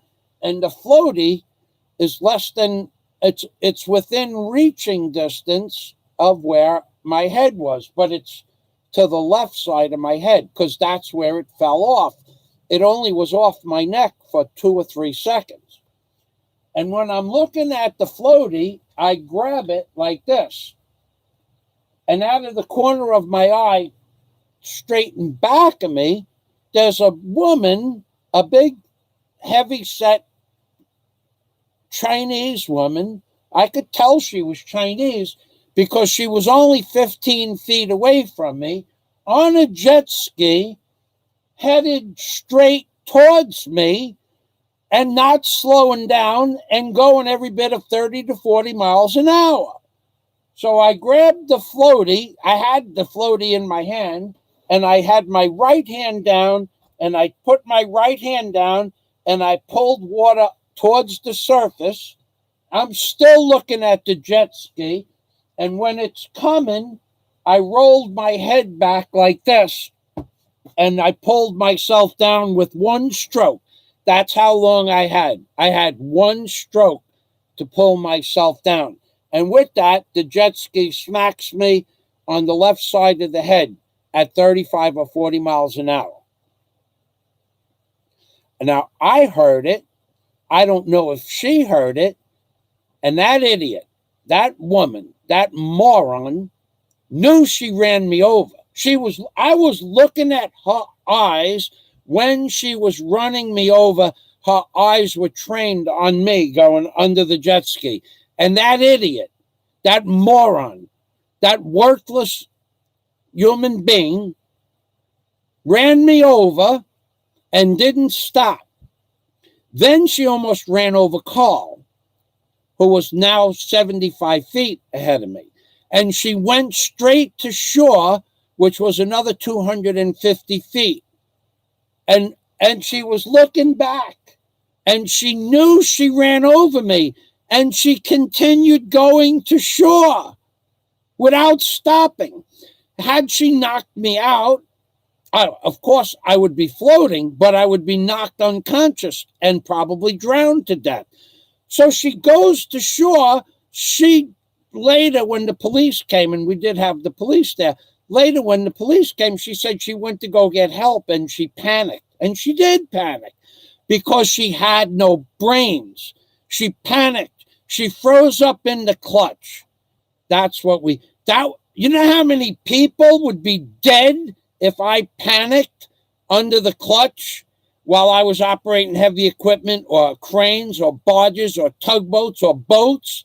You know how many people I would have killed in real life because I froze for even 1/10 of a second? Hundreds of people would be dead. There'd be a trail of 100 dead people if I froze up while I was operating heavy equipment. Cranes, barges, tugboats, ocean races, pulling into docks, pulling somebody on skis. There'd be 100 dead people in my wake. Of course, I would have had to stop doing all that dangerous stuff long before that. No one would let me operate a crane. No one would let me operate a backhoe or a track hoe or a bobcat. I operated some of the biggest equipment in the whole world. The Weeks 500 and the 501 were two barges. I operated the crane on the 500. Why did they call it the 500? Because it picked up 500 tons. And I operated them. I was mucking out the harbor in Mamaroneck.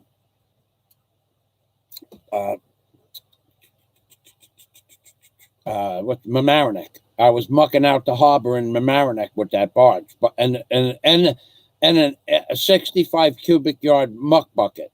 So it picked up. That was the weight of the bucket was like 20 tons. It picked up. It was 100 ton every time I picked up a pile of mud. Anyway.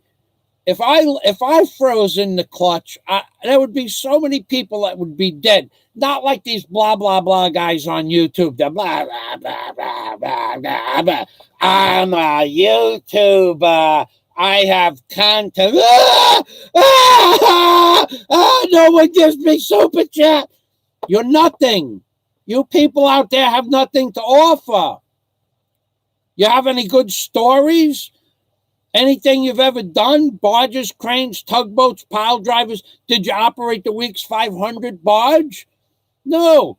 So, and I have some pretty unique stories. That's why people come to my channel and participate in the verbiage on the channel. They go to your channels to laugh at you people. Your multiple troll accounts with no content because you've never created anything of any value that people want to listen to. And here it is Saturday night. I got 33 people watching. Okay. Now, Steve Montelli gets 85 people. He's an interesting guy. Putty really just talks about the Philippines. I talk about other topics. But a lot of the people that are crying, they're giving Fazio money. He got a Patreon account. Why does Fazio get money? Why do they give that guy? He doesn't have. You want to cry, cry. Think I care about you crying? I don't care about you people crying. I laugh. When I wake up in the morning, sometimes I think about this, sometimes I think about that, but I watch you people making these blah blah blah. And just wait. Fazio's gonna get his. He's gonna get his at the end of the day. I'm gonna get Fazio. I'm gonna get my friends. My friends are gonna come and they're gonna take care of. Why do you have to bring people with you? You're always telling everybody what a big, tough guy you are and all of that. Why do you have to bring people to come and get me? Well, that's a legitimate question. Why you got to go get 2 or 3 of your friends to come and get me? We'll get him. What are you gonna do when you get here? You're not gonna do anything. Gonna cry. That's all you're gonna do. Is you're just gonna stand around and cry. Maybe you're gonna yell at me. Gonna hurt my feelings? I don't think so. So you want to keep crying and crying that I make money on Super Chat? Just keep up the crocodile tears. I don't give a crap. And every time you threaten me on the channel, I make a note of that. You're going to pay for that. There's going to be a legal ramification for you making those threats. Going to happen. Promise. Okay? So you keep making the threats that you're going to come and do this and that and the other thing, and you either come and do those things, or one day you're going to wake up and you're going to say, geez, I should have never said all that crap about Fazio coming with my friends. Your friends, do you really think your friend is going to jump into an airplane with you and traverse across the seas for days on end of traveling to come and see Michael Fazio? You think your friend is going to pay for an airline ticket to come and see me and then get on an airplane and then get off the airplane and then come and get me with you because you crying crocodile tears? Do you think your friend is going to traverse the oceans and the seas of the world so that he can come and help you beat me up? Do you think that's going to happen? Is there something wrong with you to believe that somebody would follow you to hurt me? Who would help any of you people to come and do whatever you plan on doing to me? Who would do that? Oh, but you're, and why would you need those other people? How many hundreds of videos do you have of telling people you're going to come and get me? You're going to do this and you're going to do that and you're going to do this and that. How many hundreds of times have you said it? And you still do it because you people that say stuff like that, there's something wrong with you in your head. Well, we already have that finished inside our head. So now I'm digressing back to the Chinese lady. She smacks me in the head with the jet ski. Oh, I see a super chat. Super chat! Super chat! I see super chat. All right, let's go back up. Princess Anud, welcome to the machine.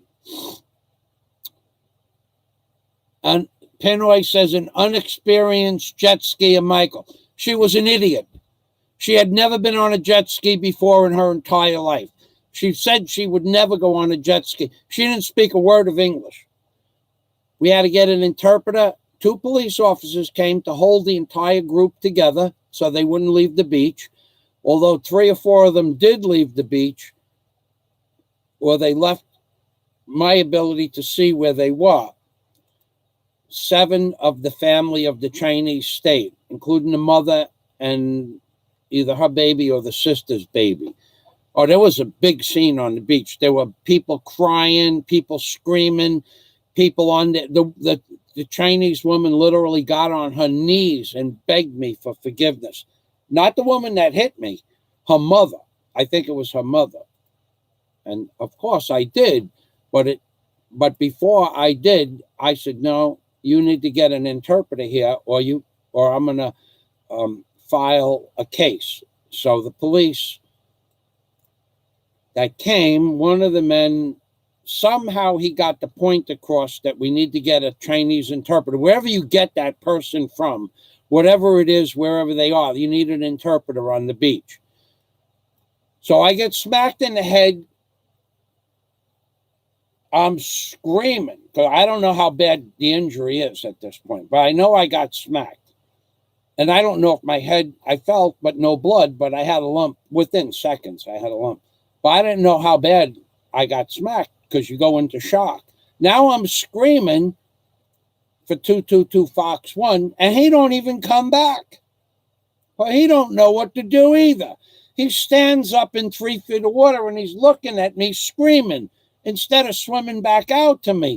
This is what happens when you go out on the ocean with inexperienced people. When I owned cranes and barges and tugboats, I told people to do something one time. If I had to tell you twice, the third time I was telling you, figure out what your pay is up until right now. I'm going to pay you the money I owe you, and you need a new job. If I have to explain it to you twice what to do out on the ocean, I don't want to talk to you about it 3 times. You people think I'm kidding. I would tell a man to do something on the barge. Make that line tight. No. What did I tell you to go do? Did I just tell you to go tighten that line up? I don't care what you think. Why you think that line is okay the way it is. Take the slack out of that line. Go do it now. And if they did it, they did it. If they didn't do it, I would go and do it. And then the next thing I would do is turn around and tell them, how much do I owe you? Figure it out. Right now, you're fired. Go get another job. Now, do I need to explain to him why I want the line tight? No, I don't need to explain anything to him. I'm the boss. Could I explain it to him? I don't need to do that either. In a few minutes, when I make a move with the barge, he's going to find out why I wanted that line tight, why I wanted the slack out of the line. I don't need to explain it to you. If I explain everything to you that I think that I have to want to do, then there's no reason. I might as well just do it myself. It's quicker. So Fox is standing in 3 feet of water looking at me. I'm screaming at the woman, screaming at the top of my lungs, screaming out, oh, God, the stuff I was screaming out. Even though they're Chinese, they understood. They had to understand what I was screaming. I get to shore. Fox is now at the shoreline. He continued to go to the shoreline, backing up as I was coming towards him. And, he sees me stand up in 4 feet of water, and I start walking because I was holding on to this camera because the rope had come off. And now I'm screaming at the entire Chinese delegation, whoever they are. I'm talking, I'm screaming at them. There ain't no talking. I am screaming, you stupid, such and such and such and such. And the woman who hit me is standing there with her mother going like this. Like that, and crying. The freaking tears were coming out of the mother's eyes, the daughter's eyes. The mother's holding the grandbaby or the baby. The father was standing there going like this. They were very apologetic, but she almost killed me, and the idiot didn't stop. That was what I was pissed off about. She didn't stop. She knew she hit me. She watched it hit me. And she didn't stop. So I made the police come. 2 police. So that they could not, so they couldn't believe. So the jet ski people did not have an experienced guide with her. because it's the Philippines, Jeff. They chinched out on having an experienced guide.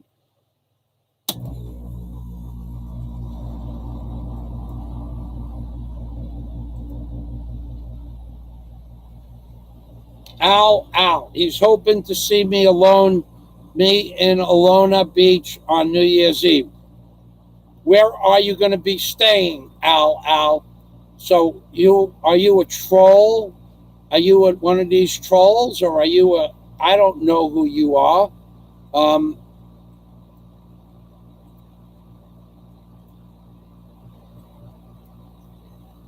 I don't know who you are. You want to meet me? Give me your Globe telephone number. I'll call you after the show.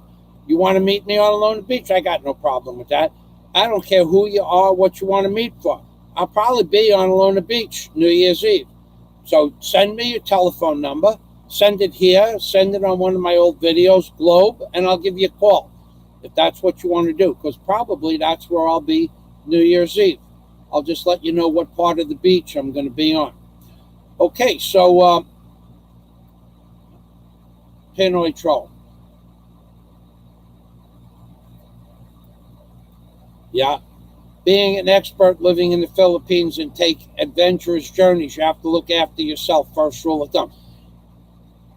Well, yeah, but with the jet ski, yeah, but not. When I've gone diving, every time I go diving, every Filipino dive master has been excellent. They never lose track. Never have they ever lost track of me, nor have I ever lost track of them, because they're trained. This idiot and the idiot that ran the jet ski at the end of the beach, they were just two worthless human beings trying to get through life, muddle their way through life. The worthless guy that gave her the chart that said, don't go into the protected area, that's where she went, where the X's were. The X's to her meant X is where we go.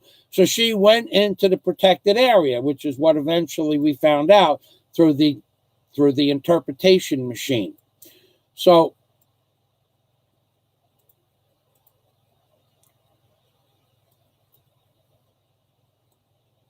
yeah, the operator, the business owner is to blame, but they didn't allow. Yeah, that's right. Okay.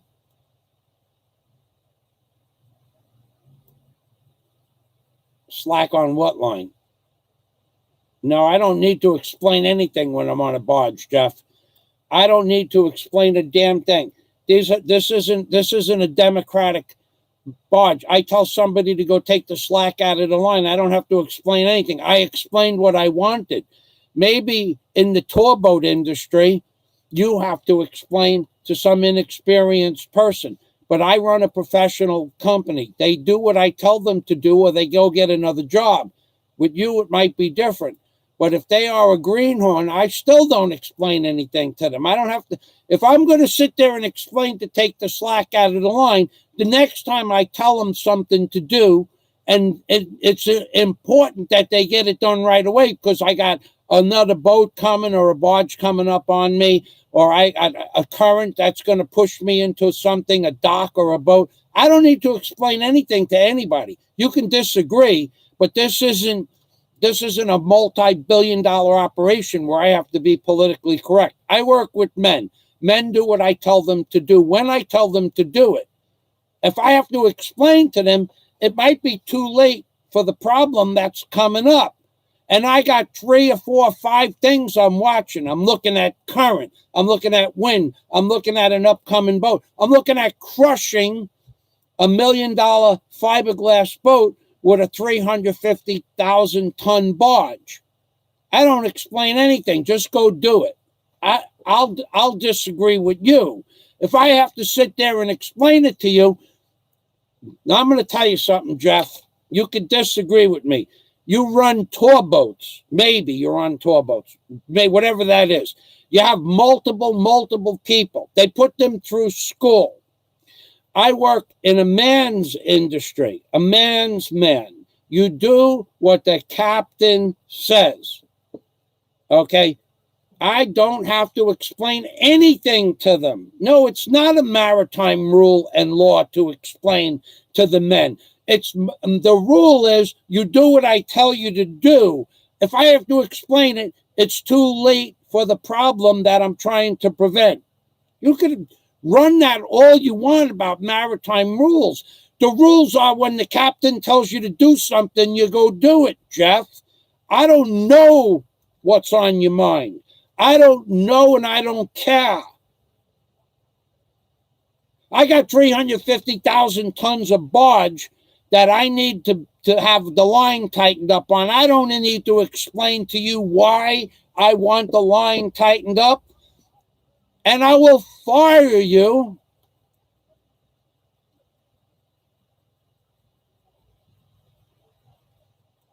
Okay. All right, Jeff. You think you're going to win?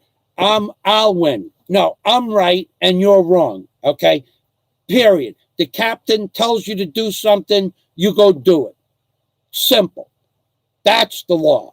That's the rules. That's how I work. You're wrong. I'm not wrong. Don't challenge of this one. I will lose. I will wage you any money that you want that in the marine construction industry, the captain of the barge, the captain of the tugboat tells you what to do and you go do it. It's not the tourism business. It's not some politically correct nonsense on some tourism boat. There's no maritime law where the captain has to explain to a deckhand what to do.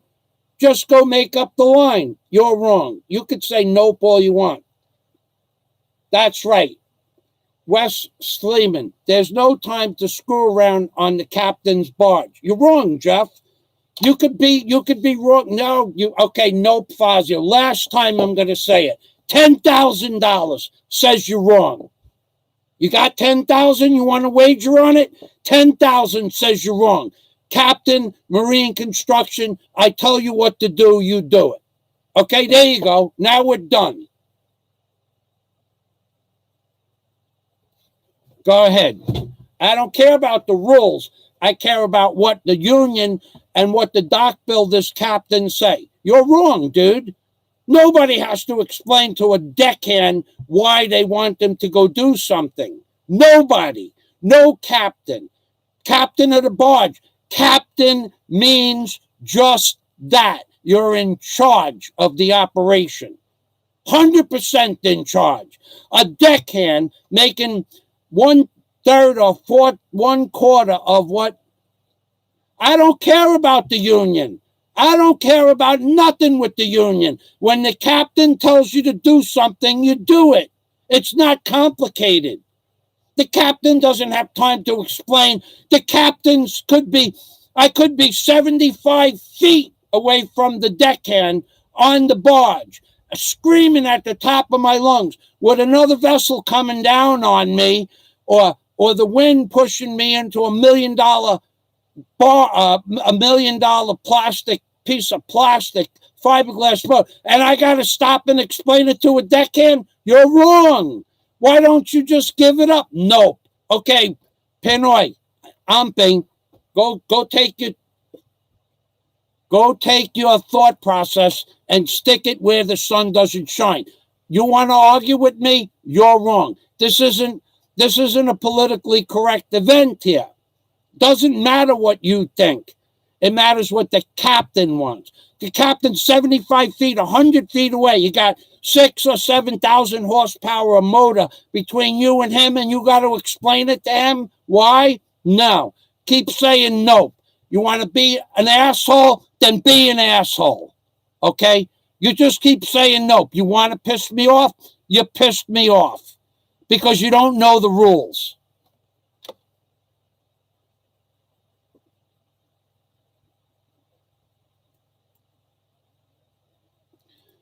Okay, so we have Wes Seaman. Captain's rules are final. That's true. There's no doubt about it. Nope. What do you think? You think I'm your pal that you go back and forth with, banter back and forth with? Nope. Now you're pulling that psychological nonsense with me? Nope. Take your psychological crap and stick it where the sun doesn't shine, Jeff.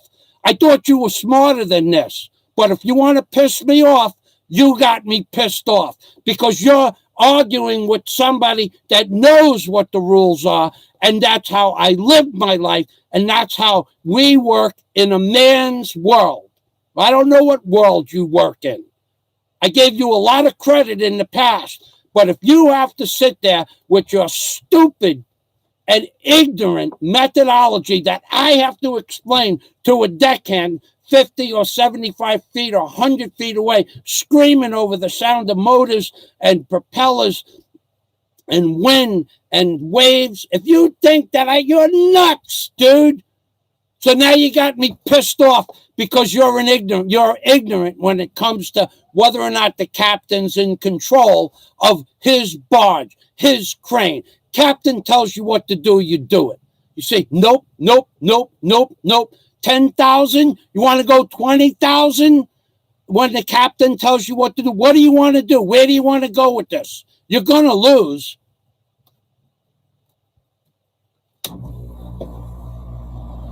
Wes Sleeman says, there's no time to F around on the captain's barge. Bakes MRT 626. The same old school mentors you did, common sense logic that I hear you apply. I totally relate to. I grew up around mechanics and construction and learned everything I could. Shut up and listen.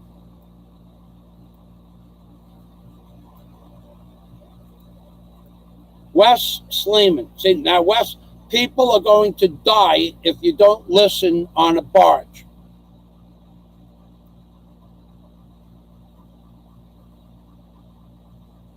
Nobody agrees with you, Jeff. Thank you, Fazio, as if like, thank you, screw you, Fazio. No, screw you, Jeff. Screw you. Thank you. No, screw you. Okay? I'm right and you're wrong. 10,000, 20,000, 30,000. You're wrong. The captain of the barge, the captain of the boat doesn't have to explain anything to anybody. And you just want to go, nope, nope, nope, like I'm one of your moron adversaries on YouTube. I'm not your moron adversary on YouTube. Did you get me pissed off? Yup. You got me pissed off because of your ignorance. The captain's word is the law on the ocean, period. You're wrong. If you want to be around a bunch of politically correct stuff, then you do what you got to do. But any amount of money you want to go for, I'll take from you, because you're going to lose. Nobody is going to defend your position. CFD says, my dad was captain of several fishing boats. On any boat, he is God. His word is final.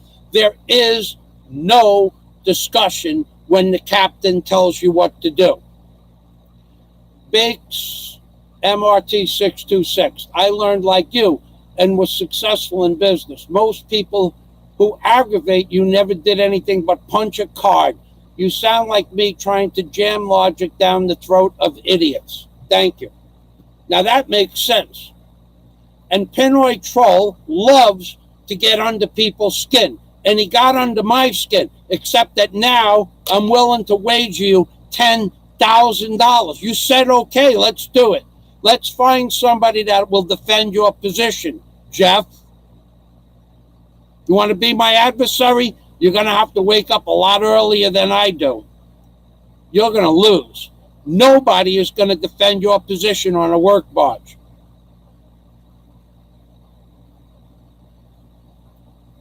Okay, done. We're done. You can keep posting anything you like.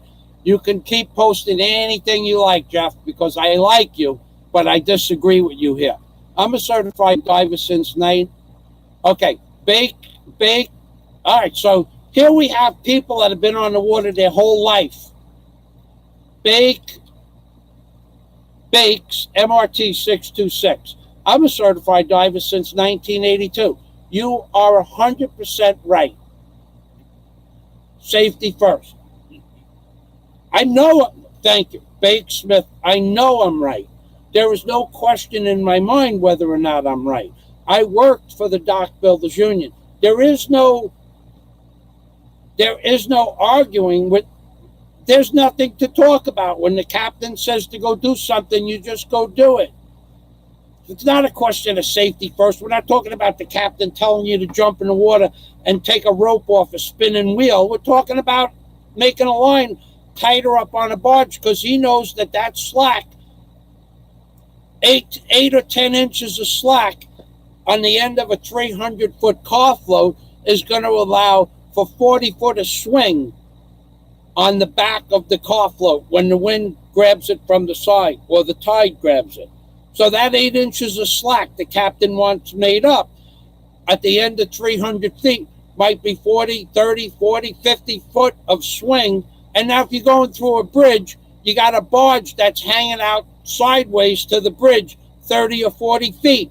Everything that was the instance I was talking about. The deckhand doesn't have to know why the line has to be tight. It doesn't matter that it's cold. It doesn't matter that his fingers are cold. It matters that he goes and does it. And when the captain told me to go make up the line and take the slack out of the line or take the snot out of the line, I didn't ask the captain why he wanted to do it. I just went out and did it. That's why he's the captain.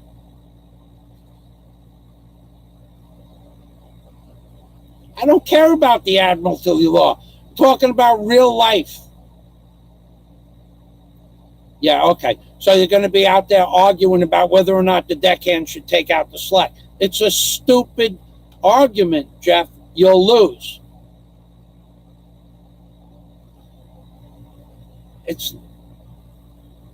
And you'd end up not having a job the first time you didn't listen to the captain. Your argument is worthless, Jeff. Admiralty laws. No, you're wrong. I don't know about the law, but you're wrong. The captain does not have to stop the operation in the middle to explain something to a deckhand. The deckhand is the deckhand to do what the captain says. You're wrong, Jeff.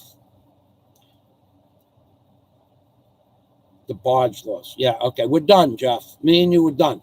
Put up 30,000 and we'll do it in real life. We'll ask real life captains of barges and cranes, not that stuff that you do on the party boats. No. On what you got 75 men working on a 130-foot vessel. Not that. We'll do it in real life with 3 guys on a boat and 4 guys on a barge, and we'll find out who thinks who is right.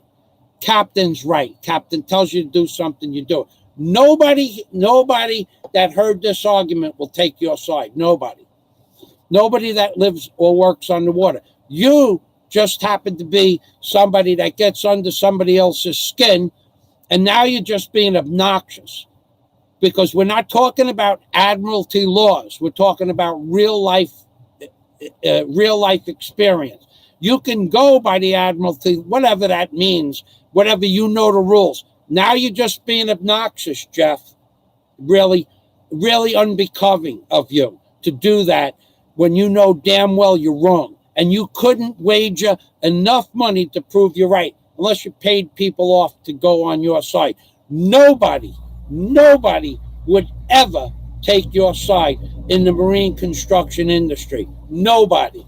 No deckhand, no first mate, no captain. Nobody would ever take your side. Admiralty law. Talking about real life. Adios, Penroy. That was your last comment. Anything after that, I won't read.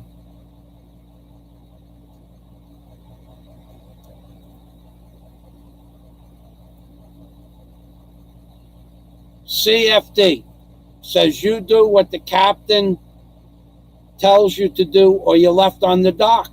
It's just that simple. This is marine construction. This isn't some party boat, which the boats that these people that they work on, they're like the Niagara Fall tall boats. There's 140 people on the Taurus. They got 25 people on the boat. Every one of them has 16,000 hours of training, and nobody knows what to do in an emergency. We're talking about barge, marine, construction, decks, docks, pile drivers, crane barges. Nobody has time to explain anything. You do what the captain or the crane operator tells you to do. Yeah, you don't have to ask them why. Just go do it. Simple. You tell the crane operator. The crane operator tells you to make something up, and he tells you to make it up a certain way. Tells you to sling something, whatever, with a strap, and you put the strap on it and say the thing is on dunnage, and the crane operator tells you think it's perfect. You think that where the strap is perfect, and the crane operator tells you move the strap over a little bit because he don't talk to you. There's no radio. He tells you take the strap, move it over that far, and you think it's perfect, and you tell him no, pick it up. You're gone, dude. You're gone. Crane operator ain't going to tell you twice. He's in charge of making the lift. The captain on the boat is in charge of what the deckhand and or the dock builders that are working under him do. It's not argumentative. There's nothing to argue about. The captain told you what to do. Anyway, the idiot, the Chinese woman who didn't have a tour guide with her, went out into the protected area. Okay, hold on.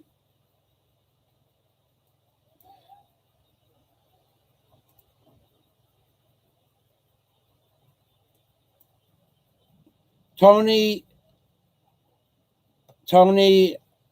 American military operations. Okay, so I see your top comment. Okay, Tony. Okay.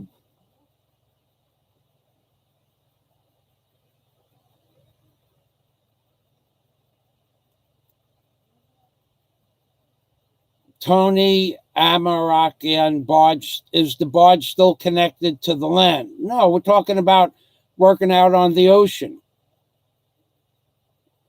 The barge could be connected to the land, but most of the time when you're making a tow or you're making up to a barge, the barge is sputtered down after it was digging or pumping sand or something like that, or anchored. And after you pick up the last anchor, you make up next to the barge, and or you bring the barge over to the last anchor and pick the anchor up. But I'm talking about, no, the barge is out in the ocean. Tony Amarkayan, it's like a CEO or a CFO. All right? Like a military operation. Who has the 4,000 hours? I have thousands and thousands. I own my own barges and cranes for I own my own barge and crane service, barges, cranes, and tugboats for 11 years. So did I have 4,000 hours? I have no idea. Then I had thousands of hours before that working for the union and my father and working out on the ocean on private barges and cranes. So I have the most time, and you do what I ask you to do. It's not complicated. It was for Pinoy Troll, though. I'm ignorant because I don't know the law. Thanks, Jeff. Thanks a lot. We're done, by the way, Jeff, me and you. You call me ignorant, I'll tell you that you're a fool. Will I build a submarine? No, I don't want to build a submarine. I don't want to build a submarine. But thanks. I built a 21-foot cabin cruiser when I was 17, 18, 19, 20 years old. But I started it when I was 18, and I finished it on July 3rd, 1976, and put it in the water for Operation Sail. Okay, but that was a good question. Now, I did build the 21-foot cabin cruiser. Okay, so the woman is now on shore, digressing back to the story. The woman's on shore crying. The Chinese man, her father, her brother, crying and bending over and bowing down. Yes, out of wood. It was called the Wishing Well. I could go to my channel and look up. Hold on. let me look up boat.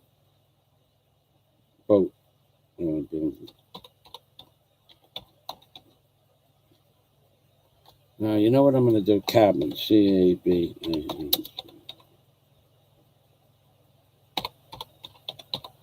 Cabin cruiser. Okay, cabin cruiser. There's one video on my channel. Hold on. I'm going to get you the video. Maybe you should.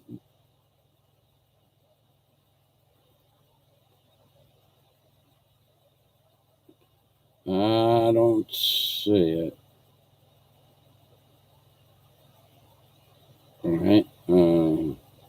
Let me put the link up here, and let me see if I could find you a picture of the boat. I have pictures of the boat, but let me see if I could get that link to work. And it's 11 minutes and 26 seconds.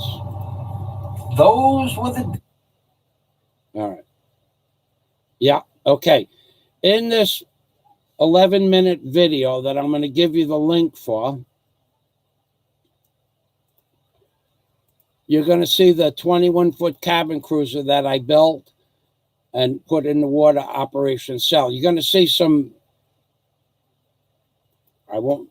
very famous people, but you won't know who they are because they were all in their 20s and early 30s. But yeah, there's quite a few people in these videos that this is the old days. Now you got to remember, this is the old days, not now. All right, so we have this guy who I blocked, not Jeff, but Fate and Destiny. Okay. Tony Amarkarian. My father worked on these barges. My grandfather built the boat. Okay, so here we are. Here's the boat I built. I'll give you the link 3 times. In this video, it's me in Florida talking about those were the days, my friends. You thought they'd never end. And the people in the video, in the pictures, two that I just saw in the video were became very, very famous, but not in any public fashion. But they made an impression on history. And so getting back, so the video is that video. Michael Fazio building 21-foot cabin cruiser from paper patterns. Okay, Tony. So Wes Sleeman said, ha, ha, ha, you build a submarine. Yeah, well, could you build a submarine? Could I build a submarine? I would have to say I could build anything if I had the tools. Do I have the tools and a shop here in the Philippines? No. Could I build it here now? No. Could I have built it 30 years ago? A submarine? One that worked, like one of those little, probably. But I mean, it would be something that would be easier to buy. In fact, I had the submarine, one of the submarines from the James Bond movie 007, those submarines that were under the water with the divers in there with the spear guns. I had one of those in front of my house in Florida for 13 years. I got that before I bought the house, and it was one of the first things I put on the property. That from that movie, because it was made in the Florida Keys. So I actually had one of those submarines, and I sold it. I paid $300 for it in 1999, and I sold it for $300 in the year 2013. So yeah, but to build one of those was not easy. And that was made out of fiberglass and foam, and it had, when I had first got it, had a battery, electronics for, electrical wires for a battery, had an electric motor, not an electric motor. It had battery for certain things that were on it, but it had mechanical controls for the vertical stabilator and the horizontal stabilator. But and also the actual submarine had some electric and some air operated. Like the propeller was operated on a huge air tank that was inside. Didn't have a very big, distance. It was more for show, but it was operated with air.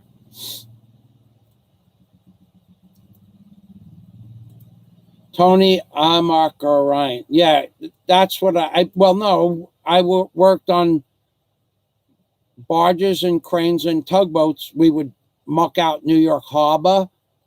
Well, we mucked out Mamaroneck Harbor and we put a tunnel in. We would do blasting. We'd put a 350 cat air drills on. Like, I rented my equipment to a company because my barge had a low draft of 3 feet. So we put 2 350 cat drills on the front of the barge. We welded in some pad eyes and things like that for the vertical stanchions and to hold things down.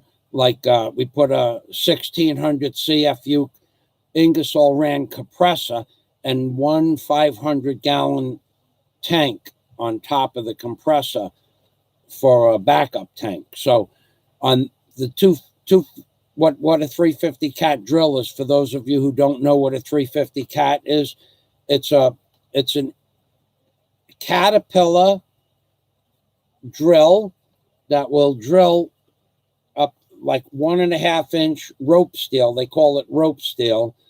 And you could probably drill down in granite or rock. We were doing 60 feet and those drills nothing happened. But, we had good drillers. The guys who operated the drills were the best in the business, because there was a lot of shale. They were all good. All the drillers, they were from the Sandhog Union. So they very rarely would they ever bind up a piece of drill steel. So we would drill 1 5/8 rope drill steel down, and in the middle of the drill steel there's a hole about 3/8 of an inch, and they would put air pressure, 350 psi air pressure through the drill steel. So when the drill was drilling down like this, the air would blow the rocks up past the bit back up towards the surface of the drill hole. So the first thing you do is you drop a 5-inch caisson down to the mud. And then you'd put a drop hammer on the drill and smack the caisson down into the mud, try to get it down to hard pan. And the caisson had to be the angle that you want the drill to be on also. So try to work perpendicular, vertical and horizontal wise. You try to work, that's the optimum working, but those drillers could drill on any angle. So you drop your caisson down into the mud, and then when you got it down to the mud, you smack it down, try to get to hard pan, what they call hard pan, or even rock. But you'd get it down as far as you could. Then in the top of the drill, in the top, they would drop the drill. In the 5-inch caisson is that big, and the drill that we were drilling to put the dynamite in was 3.5 inches. So the 5-inch caisson, the drill itself was 3.5, and then that would blow air down, and the rocks would come back up over the top of the caisson. It would come right out right up onto the deck of the barge. But the deck was it was like a chain link fence, a heavy duty chain link fence. So the rocks would come up and then just fall back down into the ocean. And we would drill down 60 feet. We'd put 6 holes across, 60 feet deep. And then we'd pack those holes. As you drilled the hole, you packed them. And So as soon as you take the drill steel out of the hole, you're down 60 feet. We'd put 2 starters, blasting caps, two starters, 2 pigs of 50-50 dynamite, 2 more starters, 2 more pigs of 50-50, 2 more starters, and 2 more pigs. Each pig weighed about 10 pounds. So we had 60 pounds of dynamite in each hole and 6 starters, because that's how we did it. Okay. Now, if it was deeper or there was less shell up on top, and that was how we started. Now, when we went to the deeper part of the harbor, we would go 2 starters, 2 pigs, 2 starters, 2 pigs, 2 starters, 2 pigs, 2 starters, 2 pigs. We'd go 8 times 10 pounds of each pig, 50-50, and 8 starters. Depends on how deep, depends on what you're digging, what you blasted. We do 6 holes across, and then we'd move the barge back. We started at 6 o'clock in the morning, because you're not allowed to blast at night, and you're not allowed to leave dynamite in the hole overnight without a 24-hour watch. And no one wanted to stay in the harbor. It was winter. It was Christmas time. So you do 6 holes, drop your dynamite, drop your starter packs in the hole, and then move the barge back 2 meters, 6 feet, and then drill 6 more holes. And the way that happened is the barge would get sputtered down, and the cats would walk across the deck sideways a little bit, and they would also turn sideways. So, and the holes were not exact. It wasn't like each hole was 6 foot 1 inch from each other. It could have been 5.5 feet, could have been 6.5 feet. And we would do 2 sets, 60 foot deep, 6 packs, 6 starters. After the last starter went in on the top, because there was a starter on the bottom, a starter on the top. So you had 2, 4, 6, 8 starters and 6 packs. Then we would drop back into the caisson. We always kept 10 or 12 buckets of rock from the drilling up on the top of the caisson on the barge. We take the drill steel out, put it back in the rack, and then we would drop rock into the hole. Of course, each of the starters had a .22 caliber shot in each starter, and then each of the starters had a wire coming out of it for the electric. Okay, so you got your bottom starters. Sometimes you'd have 2 blasting caps in the starter at the bottom of the pigs, and sometimes they'd have 2 starters, 2 blasting caps, 2 wires coming from the bottom of the hole, and then 2 pigs, 2 starters, 2 more pigs, 2 more starters with blasting caps in it, and then 2 more pigs and 2 more starters, and then the rock on top.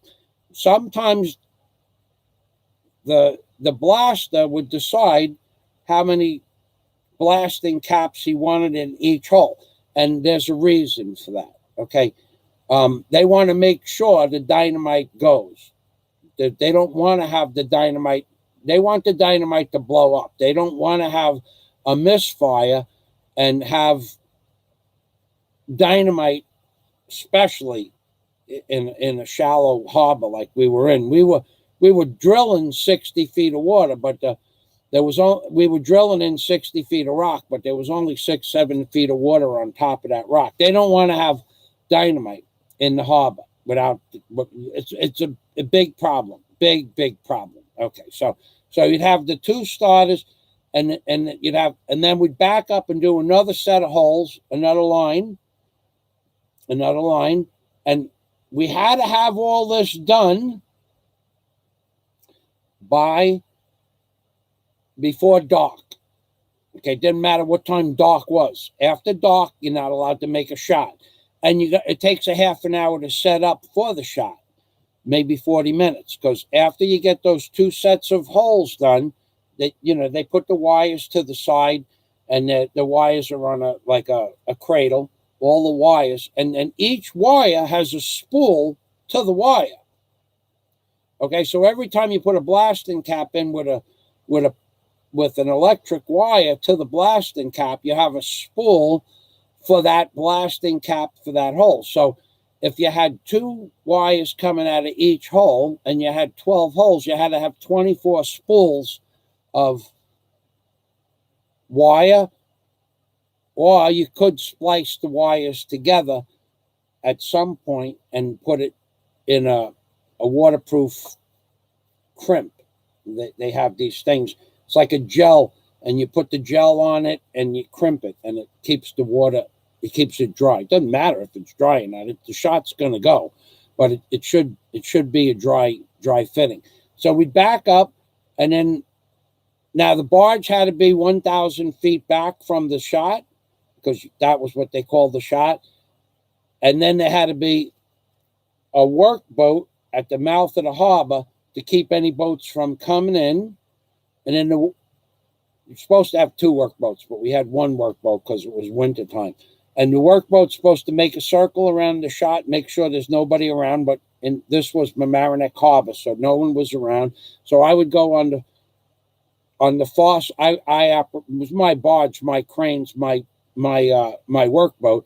So I would operate the workboat, and I would go, and on the radio I'd tell them we're all clear, and I have to be back 1,000 feet too.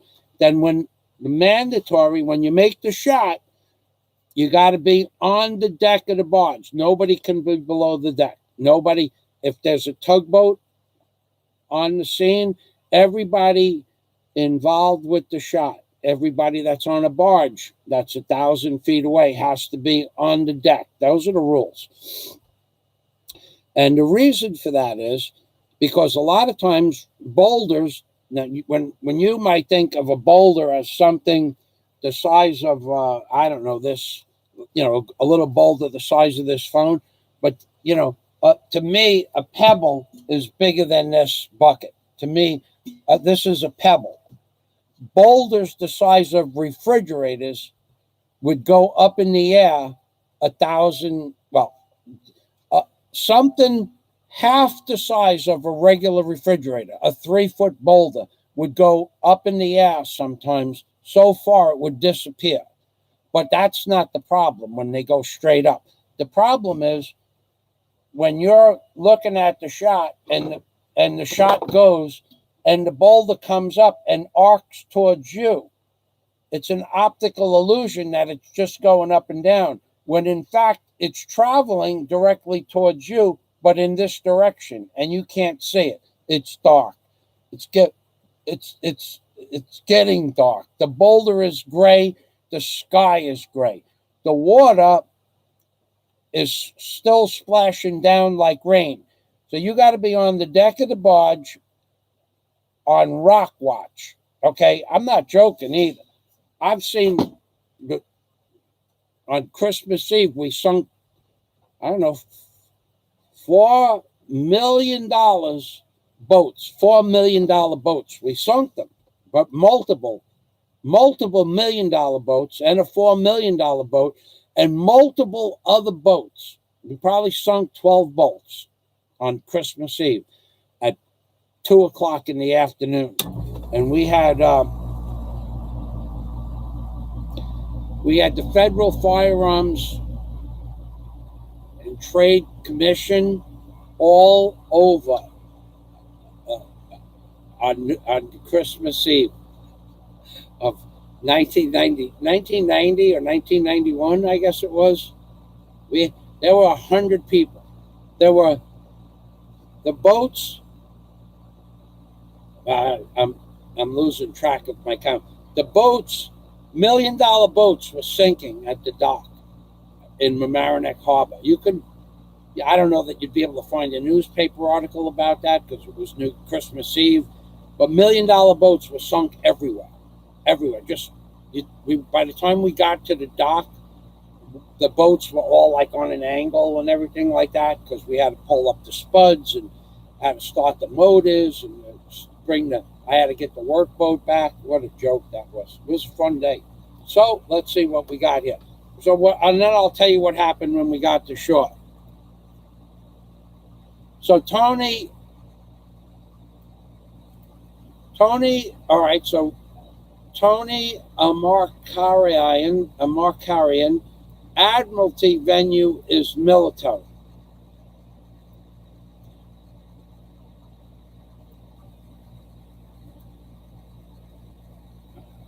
I don't know if you're agreeing. I'm pretty sure that you're agreeing with me, but whether or not what the rules say, who's right, when you're out on the ocean, anybody that works on the ocean their whole life, and I just told you that I've worked on the ocean my whole life, you know that what the captain says, that's the law. Now, you don't have to risk your life to do what the captain says, but you don't also have to have a job. But if he tells you to go make up a line on a barge because he's getting ready to pull out, he might be on the radio with one guy on the end of the scow, and he might be on the radio with the bridge that we're going through in an hour from now to tell them that we're coming up on the bridge, and we got a running tide behind us, a running tide, and we got a following wind. We got a running wind and a running tide. When you make your decision to go through that bridge, and you're in front making a tow, you can't stop the tow once you make the tow. So those wires, and we didn't have wire, we had ropes back then. Those ropes got to be tight, period. This way, the barge follows the tugboat, and there's no slack. So, Admiralty law, military law, captain's law. That's the deal.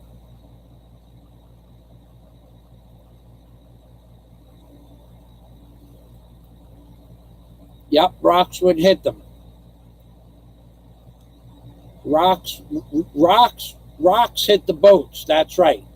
Rocks hit the boats. Rocks the size of 2 cubic foot refrigerators were through the boats. They went through the cabin, through the bedroom area, and through the bottom of the boat.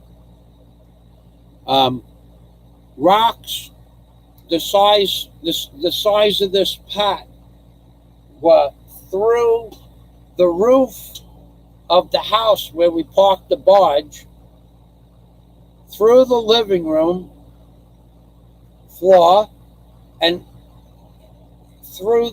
smashed the roof of the car down in the garage. Rocks that weigh 300-400 pounds, 500-600 pounds. Because, yeah, they had insurance, but I'll tell you what happened. And Buffalo Bill was the name of the blaster. If anybody's here from 1456 or 1436, if you remember Buffalo Bill, Buffalo Bill worked with Billy the Kid and Ricky Spears, Spears, Ricky Spears, Buffalo Bill, Billy the Kid, and that was 3 of the man crew.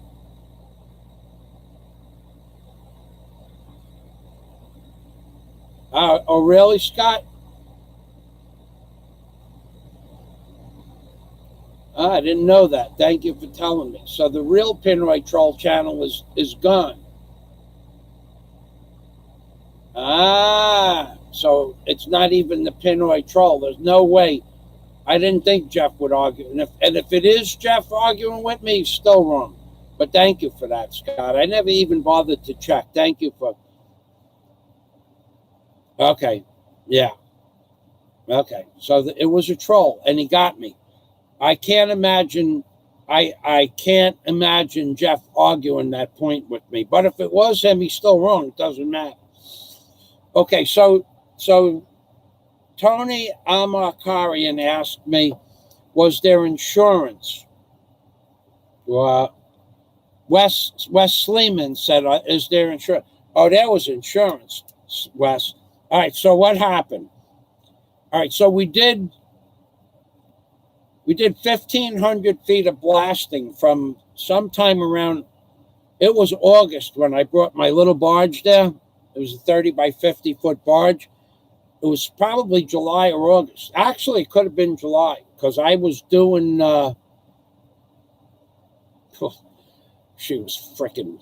Anyway, I was with a woman at a boat club. So it might have been the 4th of July party. So I brought the barge there the day after because I didn't sleep at all that night. Never did go to sleep. Went straight to work. I threw her on the barge with me in the morning. And I said, we're going up the Hudson. And she goes, how long is this going to take? I said, well, 17 hours. 17 to 20 hours if we don't have any problems. She got off the barge and she goes, I'm going home. She thought she was going for a ride, like, to the boat club or something like that. So, anyway, we did 1,500 feet of blasting in 60 foot of rock for the most part. But the last, so when we got to the shoreline, we couldn't move the houses back 1,000 feet naturally. All right, so when we got to the shoreline, the rock, like naturally, like a side of a mountain, the rock, it turned from rock, the last two shots, like this is rock right here, all solid rock, 60 feet of rock. But here, 6 feet over, was like muck. So there was like a valley, and it was muck and shale, and very little rock. And the next one back was even more. And when you go scuba diving, you'll see coral formations. You'll see coral that's 10 feet off the ocean bottom, and then then there's water, and that's what you're swimming around. So you got to figure it looked like that. So there would be rock, and then this was all sand over here. Like this was all sand. But we were putting 60 pounds of pigs and 8 starters in each hole, the whole way across. So we had 360 pounds of pigs in each line and 2 lines. So we had 720 pounds of 50-50 dynamite, 720 pounds of 50-50 dynamite, and 8 starters in each hole. But Buffalo now, but it was Christmas Eve, and we were working and getting double time for holiday time, which was $66 an hour. So Buffalo Bill, at 3 o'clock, the dynamite truck would come on the weekend or the holiday and pick up the dynamite. But we were out on the harbor working.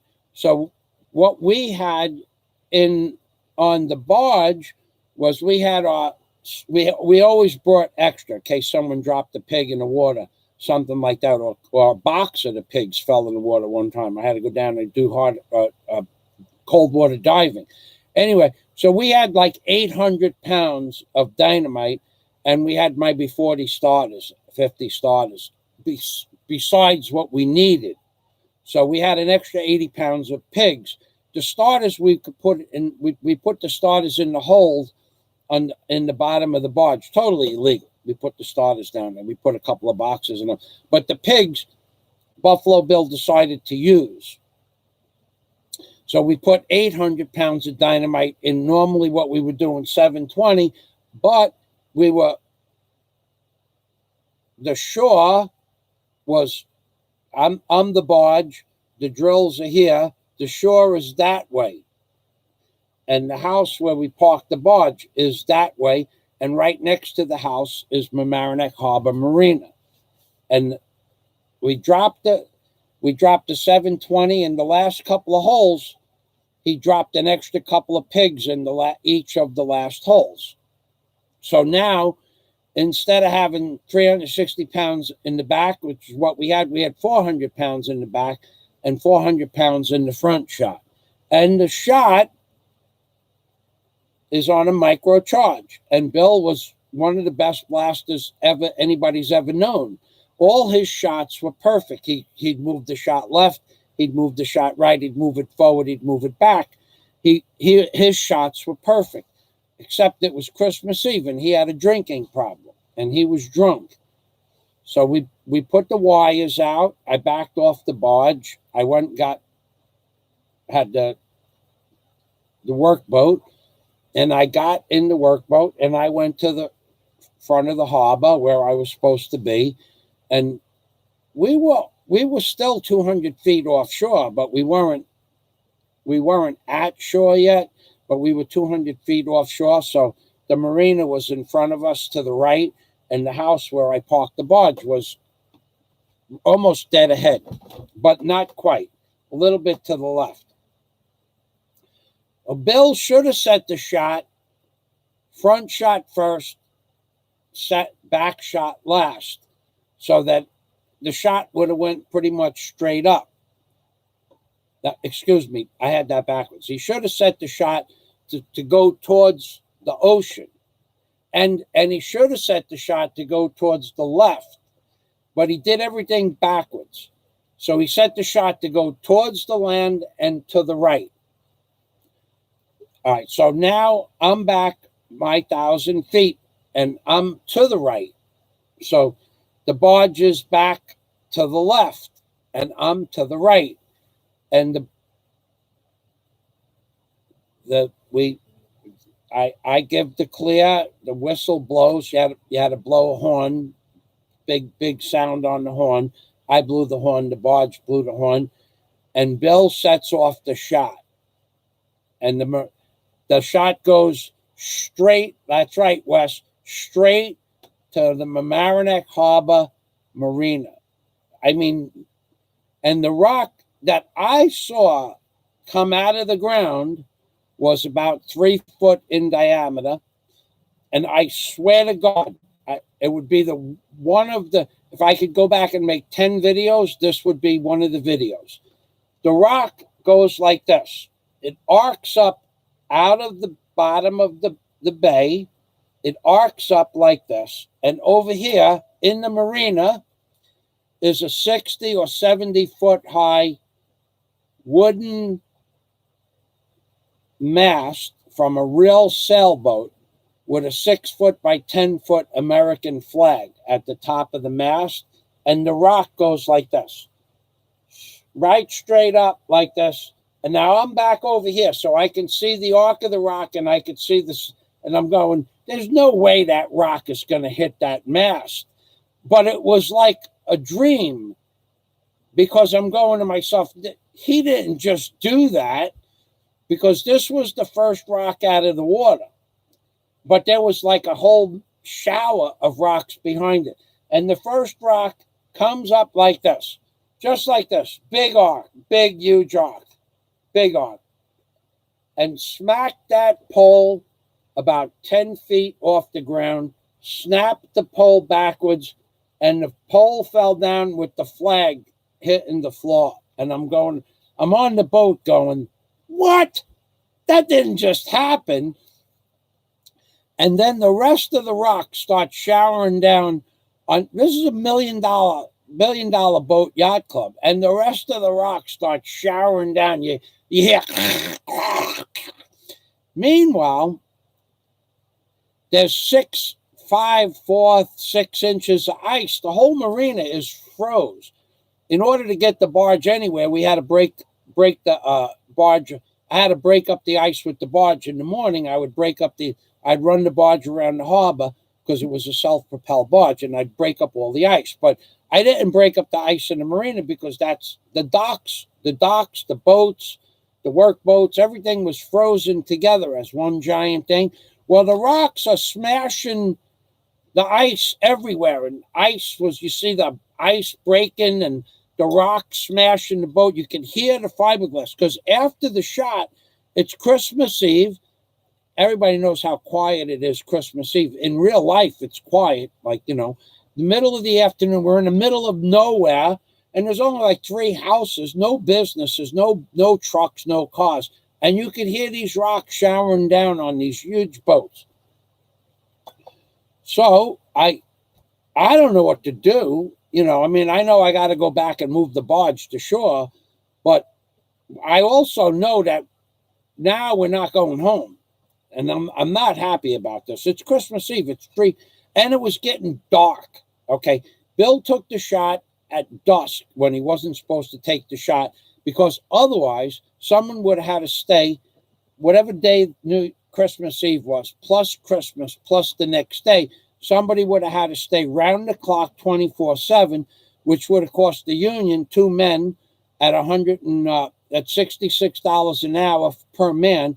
It would have cost the union $132 an hour, 24/7 for 2 men to stay on dynamite watch. So we also have 2,000 or 3,000 pounds of dynamite in a dynamite box on the beach. And the dynamite box has to be emptied out, and everybody that had the key to the lock was on the barge. So I go back to the barge and I bring the barge. I pick up Buffalo Bill, who's got the key to the dynamite box, and I bring him to shore. Then I come back to the barge. I make up to the barge. I put the boat away, and I pick up the spuds on the barge, and then I bring the barge to shore, to my perch where I'm perching the barge. Then we go, all of us walked from the house to around the shore to the marina. But in the meantime, we could see all these boats listing, because you're talking about an hour from the time we made the shot to the time we got to the docks. And there was still electric on the docks. It was a multi-million-dollar marina. And you see these huge boats sinking. And the only thing holding the boat up is the ice. It's the only thing holding the boat up. There ain't nothing else. The boats have water in them. And as the boats fill up with the water, the ice around the boats breaks and the boats fall down through the ice. And we were there till 10:30, 11 o'clock at night. Tony, so on the highway, yes, that's correct. On the highway, they use a rubber. Okay, Tony, I'll get to that comment in a minute. That's a good positive comment. Tony Amarkarian. So the chief is about maritime law. But I don't.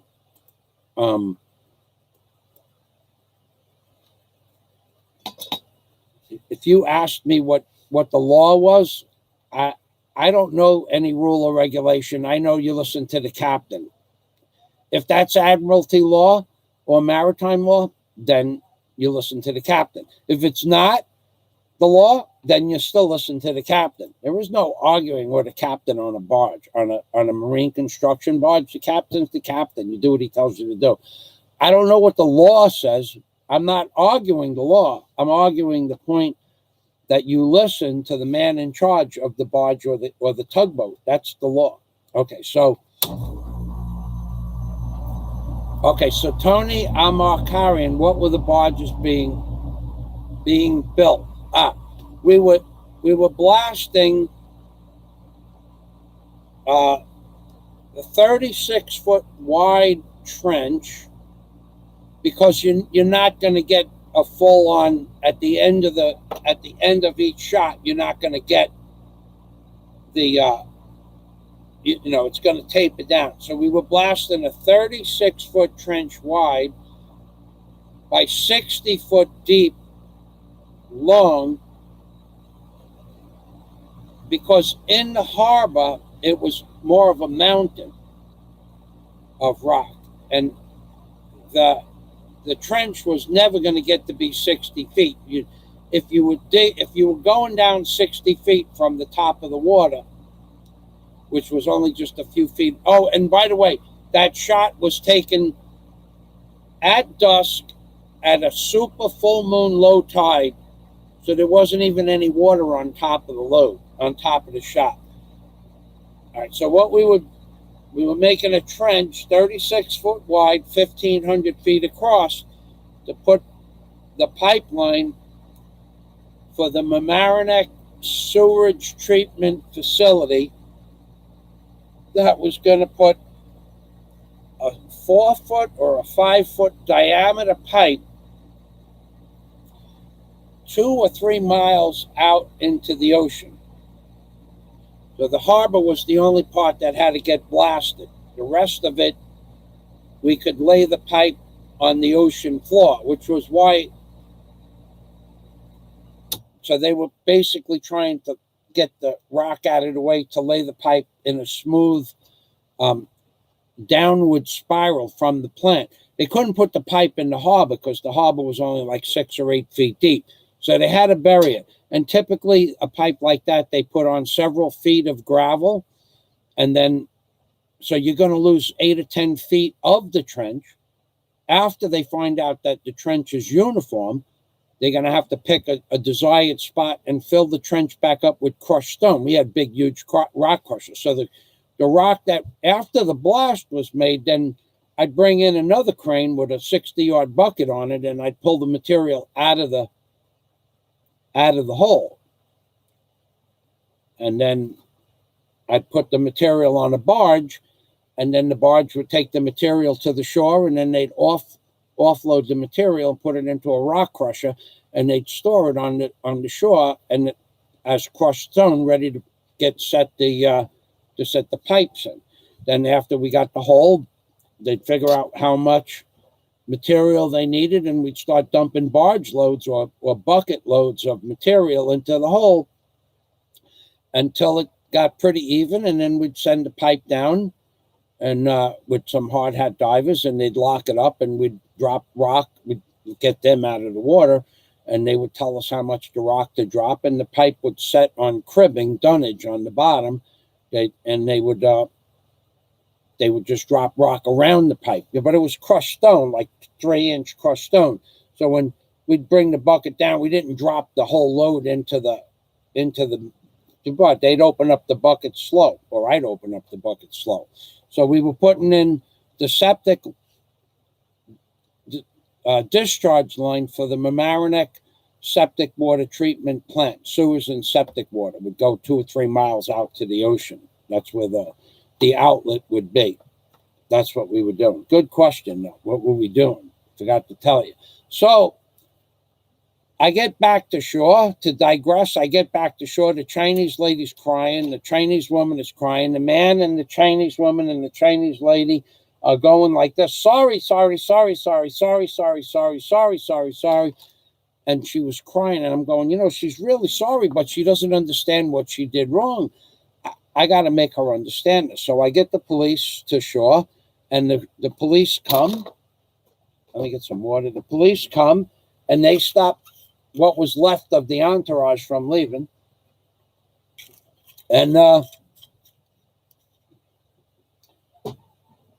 I got to get an interpreter now. So the police asked for a Chinese interpreter to somebody that understood a little bit of their dialect, whatever their dialect was. And a man goes and says, I get interpreter. I get. Okay. So I'm sitting down. I'm really pissed off. And my head, not so bad, but I got smacked pretty good, but not enough to cry about it. Not enough to cry about it. I was thinking I could have been dead, so I was kind of happy. So, but the point of the spirit world, this is the point that I didn't make. Why did this strap, why did it come off my neck 10 seconds before the jet ski was going to smack me and kill me? Why did that happen? I swam for a solid 40 minutes. Then I swam 25 or 30 feet at full-on breaststroke. Why did it come off my neck in time for me to turn around and see the jet ski? If only 3 more seconds would have gone by, I would be dead. If I didn't turn around right and then left, I would be dead. If I didn't turn around, I would be dead. If this rope didn't fall off, I would be dead.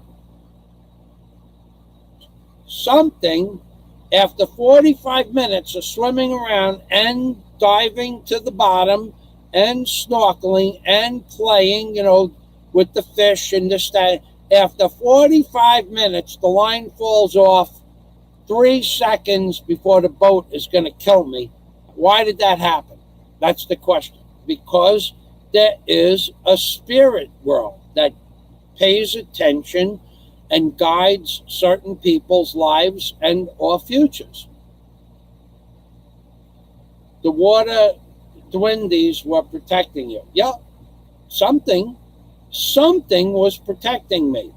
Just like something gave my father the insight to know that I was going to be dead before Christmas on December 12th, 1970, and 3 days later I was dead. Here's the kicker about that part of the story. Exactly where my father said I would, when he was standing on the middle platform, I guess he can have the stereo before Christmas. He might be dead before Christmas. Exactly where he was standing on the middle platform was where my blood rolled down 13 steps and puddled on that platform where he was standing. Not 10 feet away, not 5 feet away, but where he was standing, that's where my blood puddled up 3 days later. So I got to see the council, several men behind huge wooden booths in dark robes with deep voices. I got to talk to something. It wasn't God, though. Didn't want to be called God, and it wasn't God. It just the spirit world. I call it the council because it looked like there was 10 or 12 pews, wooden pews, dark men in robes, deep voices. Maybe that's just my version, but I saw those people. So my father was standing where my blood was going to be puddling up 3 days later, that I was going to get stabbed, and a few minutes after that I'd be dead on an operating table at the hospital 600 feet away. So there is something that watches out over us, and that was the point of this video. This isn't a joke video. People, millions of people feel the same way. They just don't talk about it, or they don't have the platform to talk about it, or they talk about it and no one believes it. Just, I don't care whether you believe it. Even I told the doctor what happened to me. Even I told Dr. Sirota, Sirota. You can go check to see if there was ever a Dr. Sirota in Peninsula General Hospital on Linden Boulevard in Brooklyn.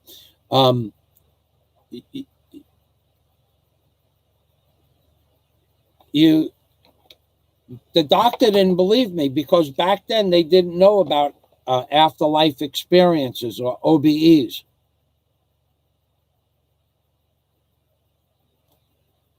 Okay, so you want to be you want to troll my channel?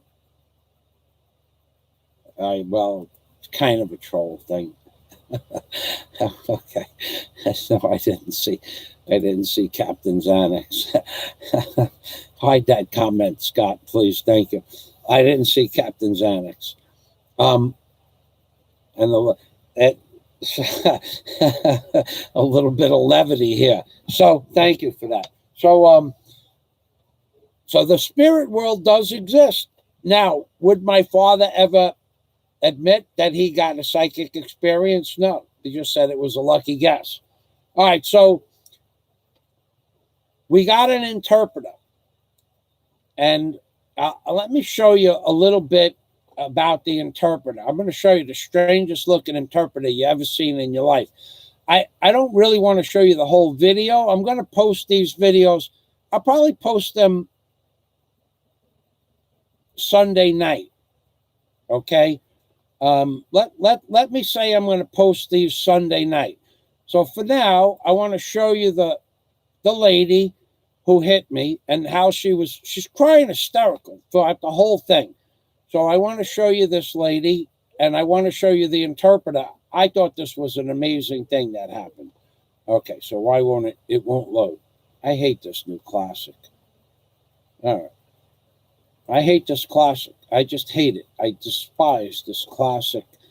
I'm going to have to open it up a different way.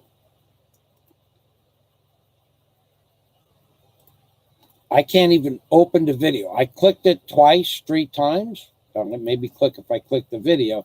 You have to click the video. You can't click in the box anymore. Wonderful. Okay. And I can't. All right. I got it. I figured it out. I remember now. Okay. So here's the lady, and here's the interpreter. This is pretty strange. I got to tell you. This is really strange. Watch this.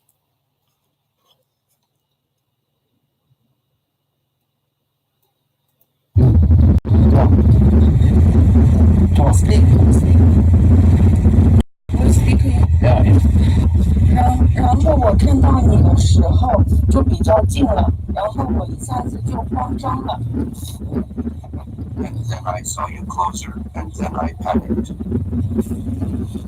然后我遇到你的时候，我是回头跟你说对不起的。And then when I passed you, I came back and said I was sorry. 然后按手有人在往前字，我一下子不知道怎么做了，但是这之后我就没有再就是过。Then someone on the shore planted the flag, and I didn't know what to do. I haven't been that way since. 然后我到了这里的，我到了沙滩的第一步，我就跟那个服务人员说。And then I got here. I got to the first step of the beach, and I was like, when I was like, with the service people. Does that work? 我跟他说，你帮我回去看一下，是不是有？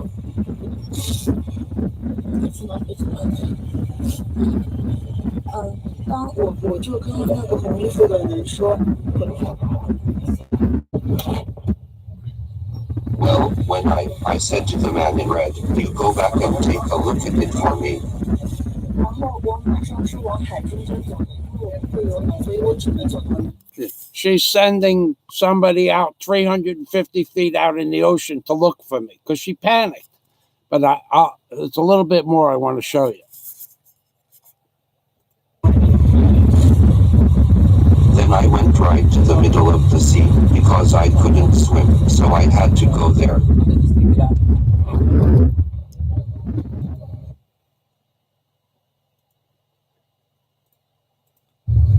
Well, when I said to the man in red, you go back and take a look at it for me. 然后我马上是往海中间走的，因为我会游泳，所以我只能走到那里。Then I went right to the middle of the sea because I couldn't swim, so I had to go there. And those were the 2 police, the Filipino police officers. Those are regular Filipino police. Can I talk in there? I'm going to speak Chinese. Okay. The point I'm trying to make is that you should have stopped. As soon as you hit me, you should have stopped immediately, not went to shore. 好吧，我想说的是，你一打我就应该停下来，你应该马上停下来，而不是上岸。我没有，就是我没有在岸。You didn't know I spoke Chinese, did you? I must have said this 2 or 3 times, and then I got the Chinese people that were there. I made them come up to where I was standing, and then until they until they understood that I was trying to tell this woman she panicked. She could have killed me, left me out there to die because she panicked. I mean, this isn't rocket science. When you hit somebody in an automobile or a motorcycle or a boat, you don't shore. You don't go to shore and look for help. If you smack somebody with a boat, you stop the boat. Now, if I were to let you watch the rest of the video, you would hear some of the dumbest things that you've ever heard in your life, including she couldn't find the brakes on the jet ski. Now, I'm not lying to you. So I'm going to release those videos probably Sunday night, Philippines time, Sunday morning, American time. And I'm going to release those videos. And you're going to hear this woman, two videos, you're going to hear this woman explain into that machine that she couldn't find the brakes. That's why she didn't stop. I'm not lying to you, but I do need to do something. I need to go outside for a minute, and I need to shut off my water distiller. So what I'm going to do, I'm going to go to my computer. Hold on a minute. I'm going to try something. I'm going to go to my desktop. I'm going to try doing something for you guys that I've never done before. I figured it out how to do it this week. I'm really not good with this stuff. All right.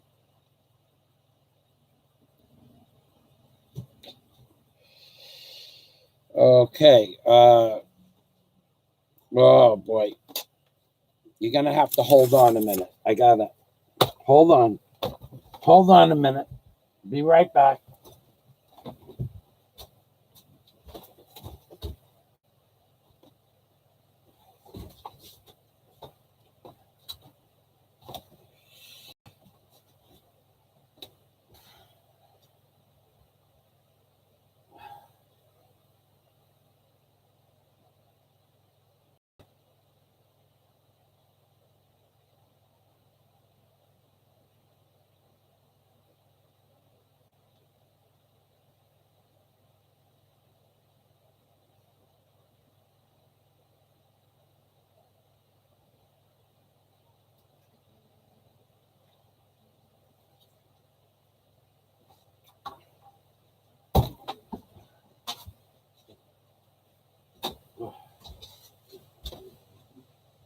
I'll be back in like 10 seconds.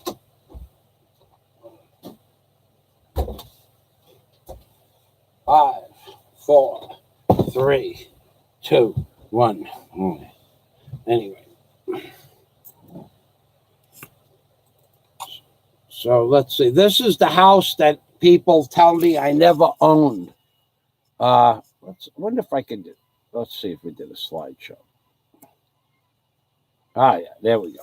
All right. So this is that when you hear these trolls on YouTube saying Fazio never owned a barge, Fazio never owned a crane, Fazio never owned this, and Fazio never owned. Fazio lied about being a contractor, and Fazio lied about knowing how to fix stuff, and Fazio never owned a house in Florida, and Fazio doesn't know how to do any work, and Fazio this and Fazio that. Now you can tell that guy that Fazio does know how to do all those things. So one thing I need to, I want to get my distilled water. That's the back of my house, by the way. That's a $3 million house next door to my house. That's my backyard and the Ocean Racer.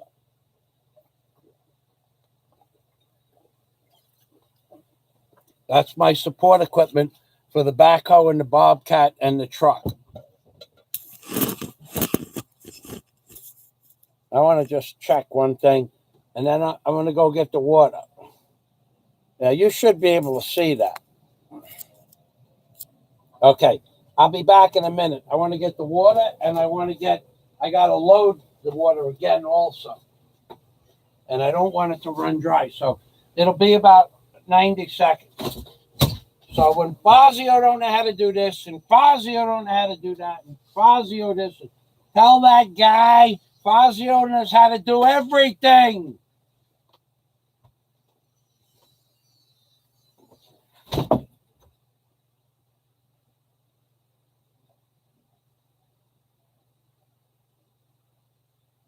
And when I come back in, we're going to open up Daisy's box that she sent me. So hang out. My book bag. Whoa, guapa. Did you taste? That's the jelly. That's jelly. Did you eat? The jelly. The birthday present. The jelly. Did you eat? How? No, the jelly. The grape jelly. That I gave Burial. Did you taste the jelly? No? You did not? Open the jar? Okay. Okay. You're good. Knock it out. Yeah. Okay, honey. Get out.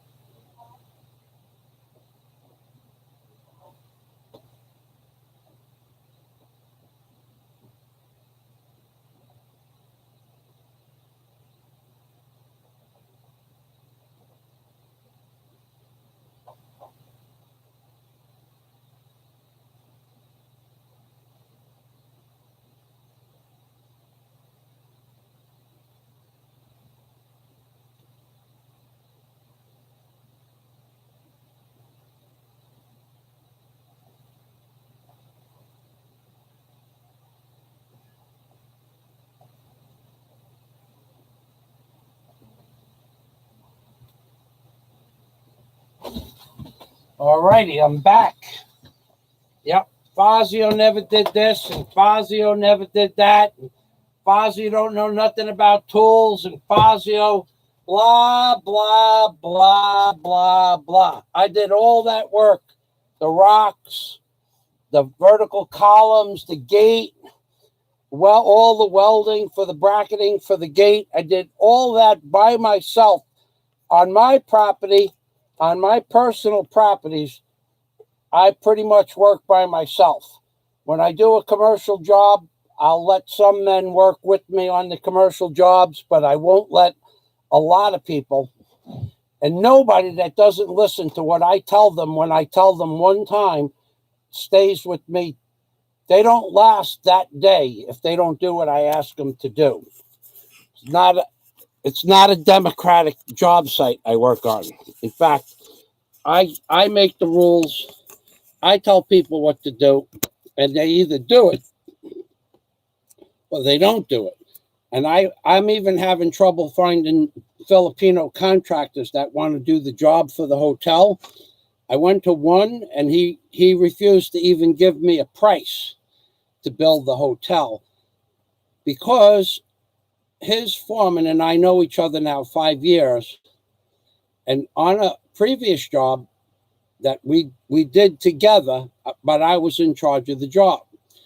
And he doesn't want me to be over his authority.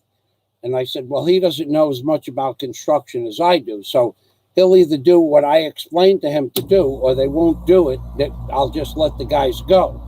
So I told that to the owner of the construction company. And he knows that I know more about construction than he does. He's just the owner of the construction company. He puts the men together. But as far as construction is concerned, I know more about construction than all of these guys put together. So he refused to give me a price for the job. He had my plans for 5.5 weeks. So that was a disaster. We ended a 5.5 year friendship. We ended a 5.5 year friendship that day because I told him when I told him to give me a price, he knew what I wanted, and he said he would abide by that, and his men would do the job. But there was other reasons. the price went from, when I moved to the Philippines, it was 9,000 pesos per square meter for a finished concrete dwelling with a metal roof. 5,000 pesos per square meter for floor, concrete ceiling, concrete floor, concrete ceiling, concrete floor, concrete ceiling, and then I want a concrete floor and I want a concrete roof.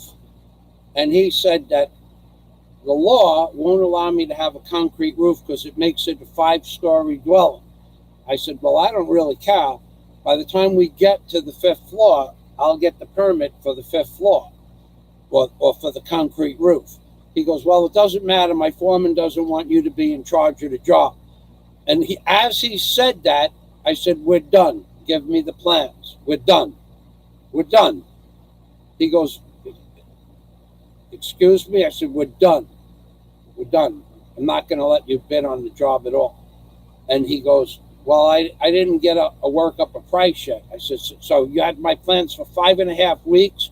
You didn't work up a price. You didn't call me to come pick up the plans, to give the plans to another contractor.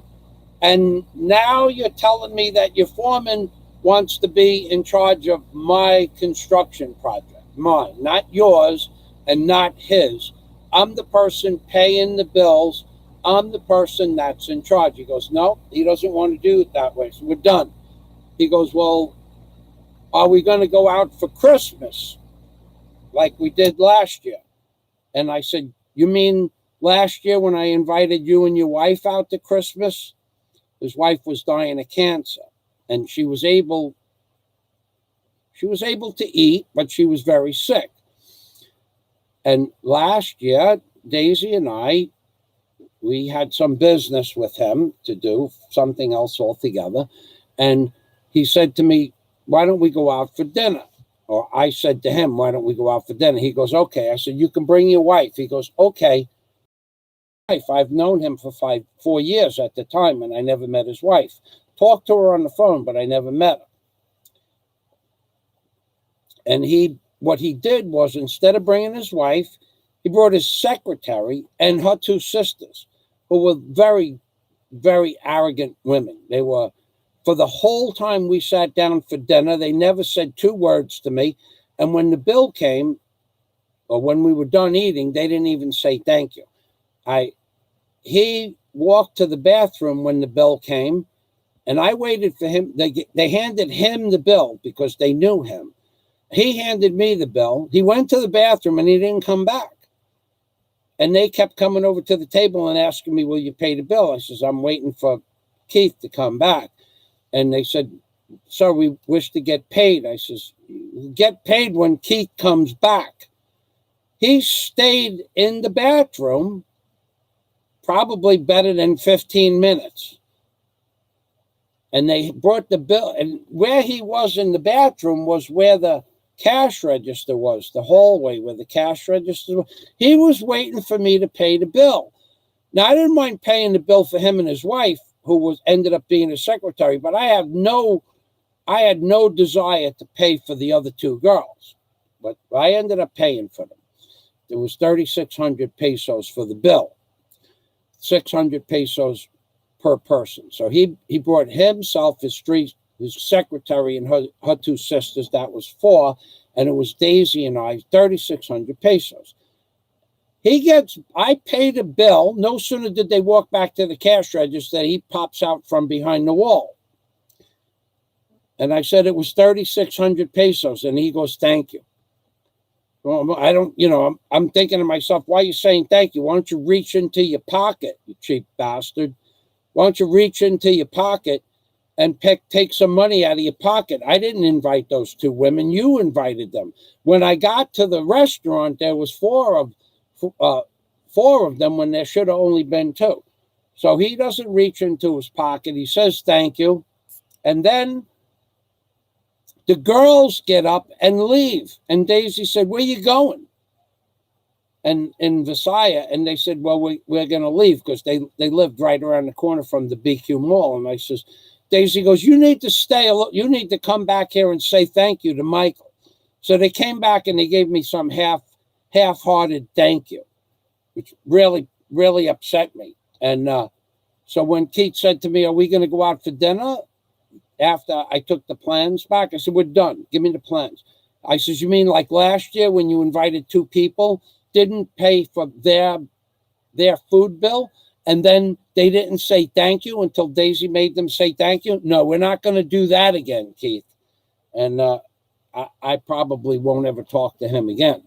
I mean, I might run into him, but there's no reason for me to talk to him. So let me get back to the comments part of this section here. All right, let's see if I can find it. Fate and Destiny. Okay. All right, so here we go. Scott Del Fuego. Kumagman was trying. Scott, just go to his channel and block him. Just go press the 3 buttons on the side. Okay, Scott. Thank you. All right, thank you.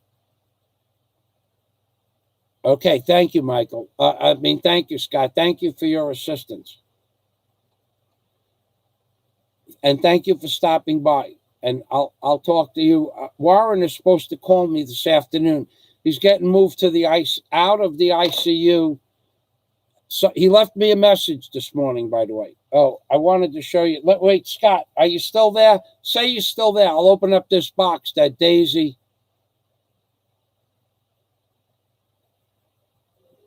Okay, you're not still there. All right, Kumag man, pipe dream old man. Adios, amigo. I should have did this before when I saw you giving Scott trouble. I'm just going to block you. Look at Kumag man. Look at him. Another worthless troll. So here's how you block people. You go to their channel. Then you go over to that little flag there where it says report user. You click the flag and you press block user. And then you press submit. And it's just that simple. Kumag man is now being Permy man. Piece of trash. Okay.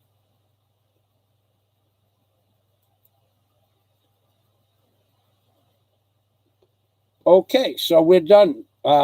Scott, if you're still there, I'm sorry you didn't get to see the box open up. Maybe I'll just open.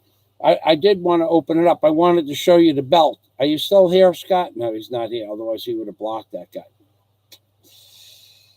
Oh, man. You know what? All right.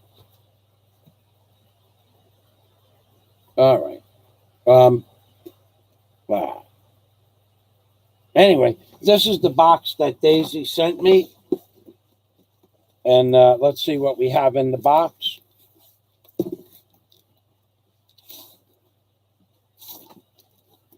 So she sent me some fruit and vegetables.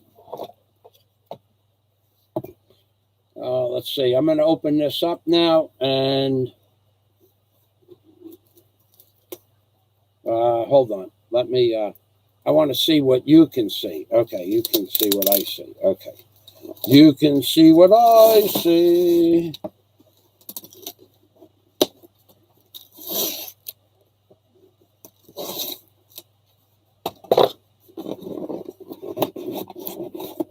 Oh my God.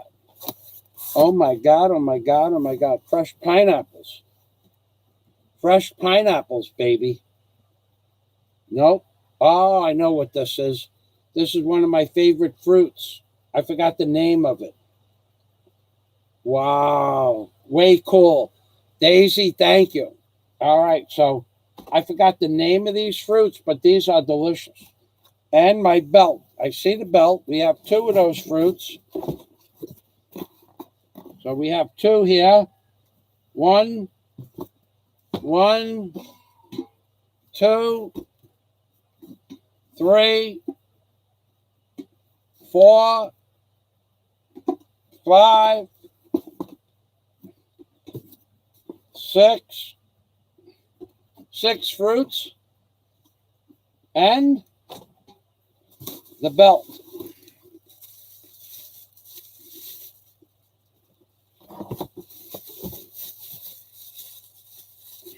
Whoa, nice. Way beautiful, nice. This belt was $60, 3,000 pesos. It's $60. Oh my God, that's gorgeous. This is a stainless steel belt buckle. Daisy explained to me it's a stainless steel belt buckle, and it's all embroidered.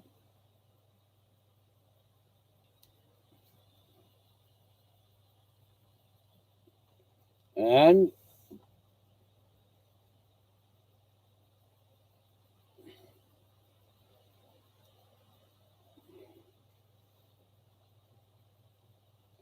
it goes on for quite a while too, this belt. It's a long belt. Look. It's 60 inches long, this belt. It's much bigger than she needed. But she got, I asked her for a 54-inch belt, so I guess they gave her, it looks like it's 64 inches, probably more than I need. All beautiful embroidery, heavy-duty leather, heavy-duty embroidery on this side, and then this is the front side.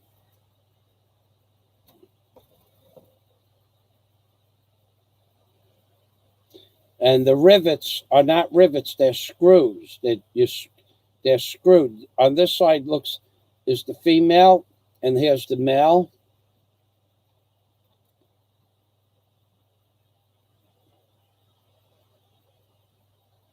What a beautiful belt. Yep, I asked Daisy to pick this out for me, and she did. Thank you, Daisy. See if it fits. Yeah. I told her 54 inches, but she got one. It's a little bit bigger than 54 inches, I'll tell you that. 54 inches would have been enough. I'll probably have to put another notch in there. Oh, yeah. I'm going to have to back it off a notch, 2 notches. Probably have to put a notch back over here somewhere. Anyway, that's my story, and I'm sticking to it.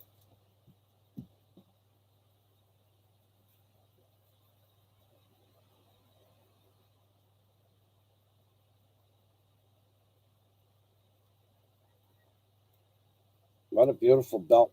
Yeah, baby.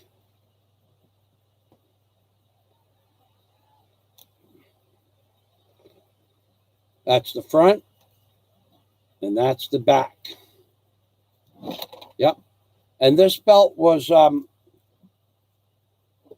well, she asked me to, it was 3,000 pesos. 3,000, and probably, I don't know what the shipping was. And she sent this belt out Wednesday afternoon. No, I sent the money Wednesday, and she said she was going Thursday to send it. So they sent it out Thursday afternoon, and it arrived Saturday afternoon at 2:00 in the afternoon. All right, I'm going to go back to the men's section now. Someone has a question, and if no one has a question, I'm probably just going to end this live stream. Let's see if I can find this. Let's see if I can find it.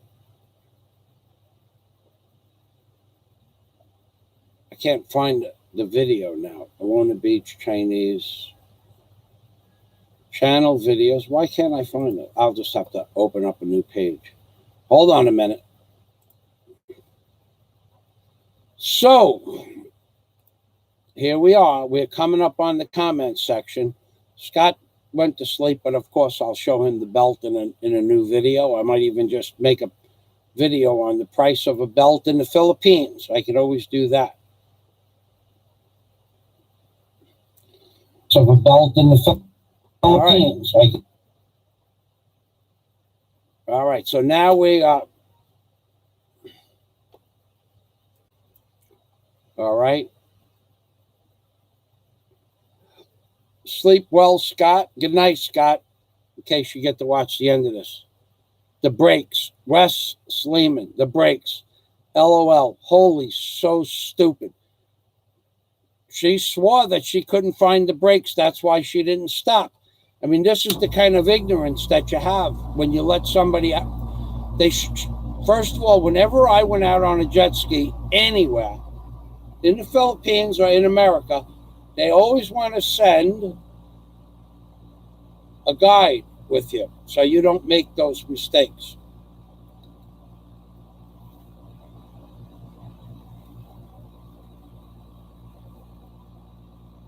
My belt. What a beautiful belt. Thank you, Daisy. Yeah, that John Boone Bain, it's a beautiful belt. It absolutely gorgeous. I love it. Yeah. That the price of that belt was 3,000 pesos plus shipping, of course. It went from 1,000 several years ago, 4 years ago, when I bought the first one. I got it for 600 or 650, but they wanted 1,000, and now it went up to 3,000. But it was a different business. John Boone Bean says properly stitched too.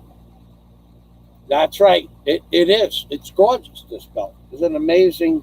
It's a work of art, and it's like glove leather. It's soft as could be, and it's as strong as it'll ever need to be. I mean, even with my gut, I think this will hold back the power of the gut.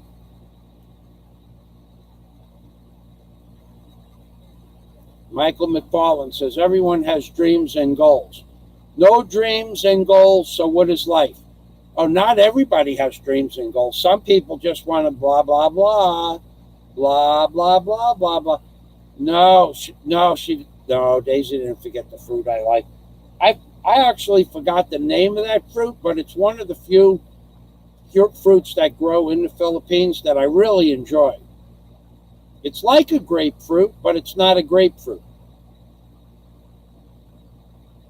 Wes Sleeman, Daisy is in Mindanao right now this week. She should be with her family, yes. But she might be in the... Her family lives in Capalong. Capalong is about 1 hour and 45 minutes from Davao.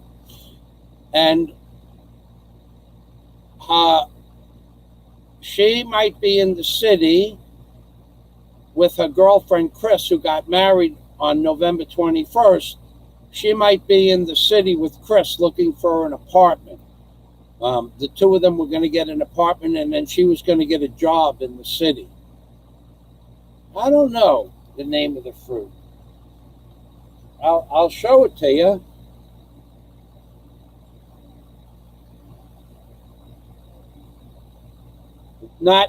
It's not mango.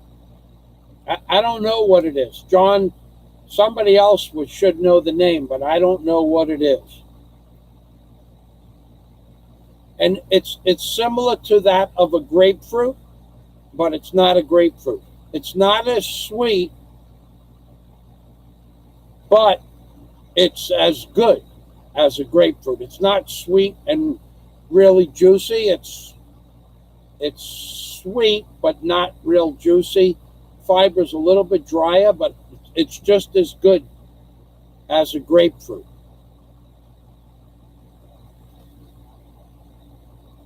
My belt, the smoking belt, I'll tell you that.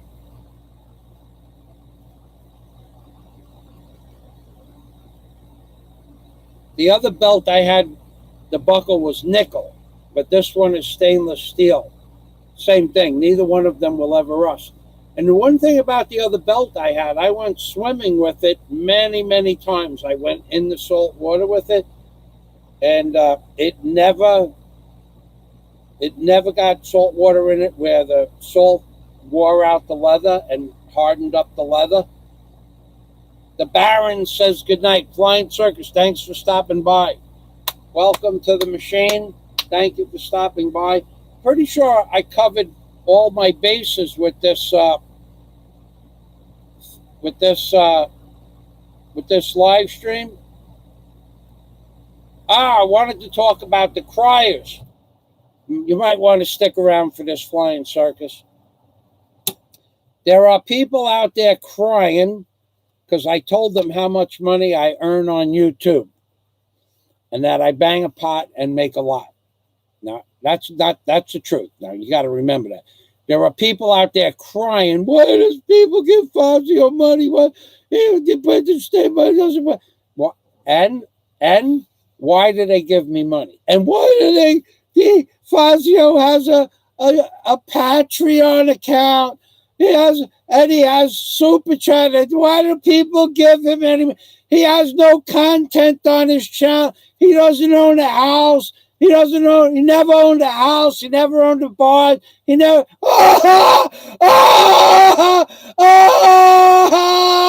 They give Fazio money. They don't give me any money. I'm smarter than Fazio. I'm poor show. My show is better than Fazio.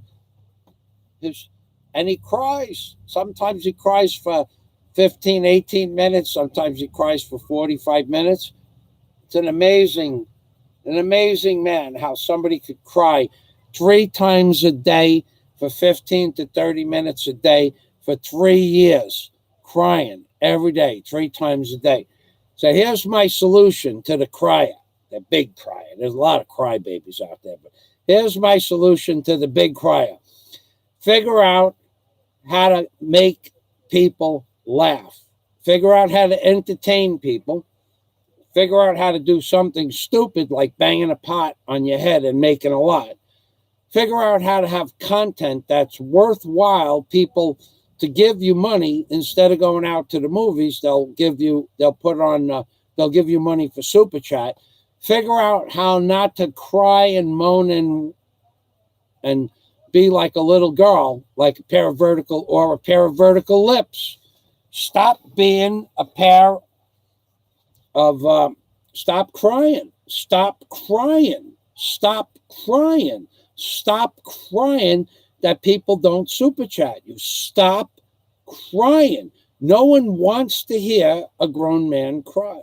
Stop threatening people.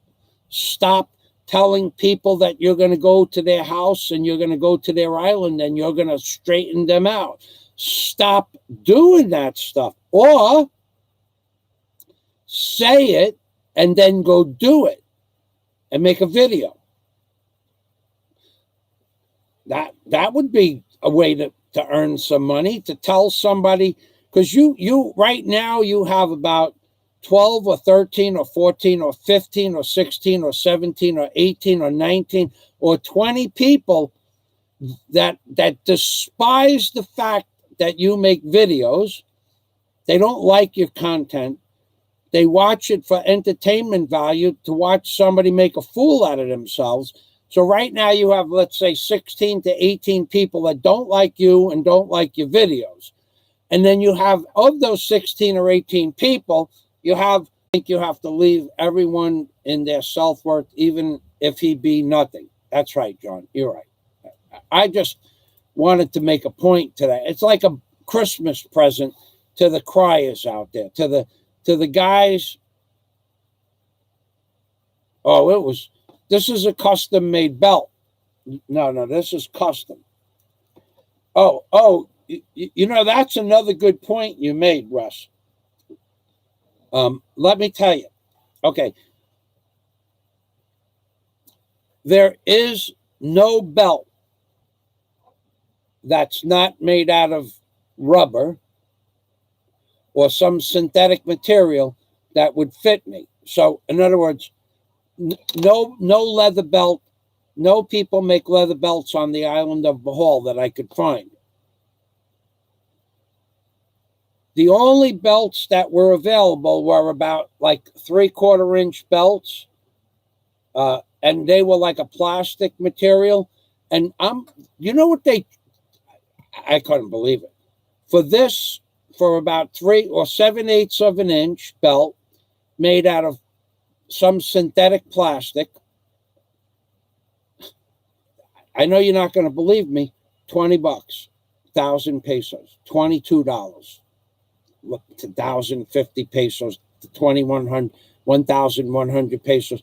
$20 for a synthetic plastic belt, 54 inches long and 7/8 of an inch big. That was in Bohol. When we went to Cebu, we went to the J Mall and we went to the Galleria Mall. The belts there were 1,400 pesos for the plastic belt. Nobody made leather belts. In fact, we went to every single store in the J Mall that sold clothes and the Galleria Mall, I think it was, the one with the big guitar in it, whatever.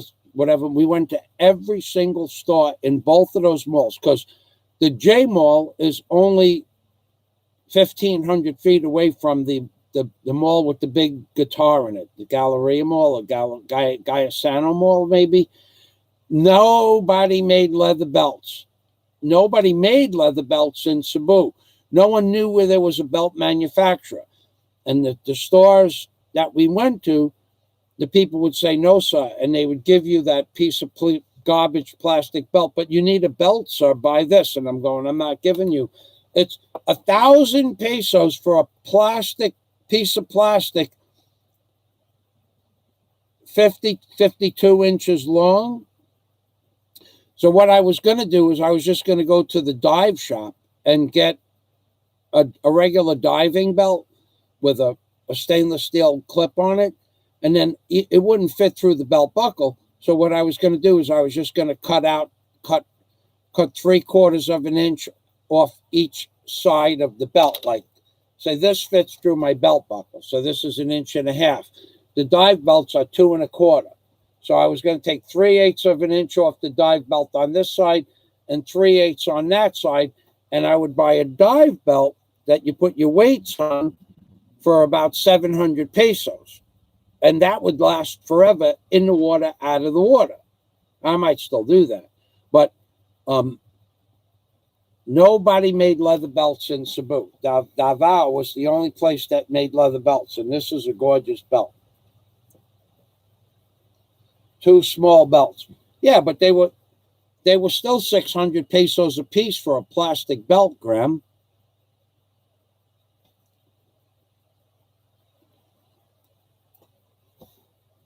I'm still spending 1,200 pesos for plastic belts. Why would I do that? I'm not going to give. There's probably 10 pesos worth of material in a plastic belt. By the time they put it on the shelf, maybe they have 20 pesos. I'm not giving them 100 times what it's worth. I'm not like that.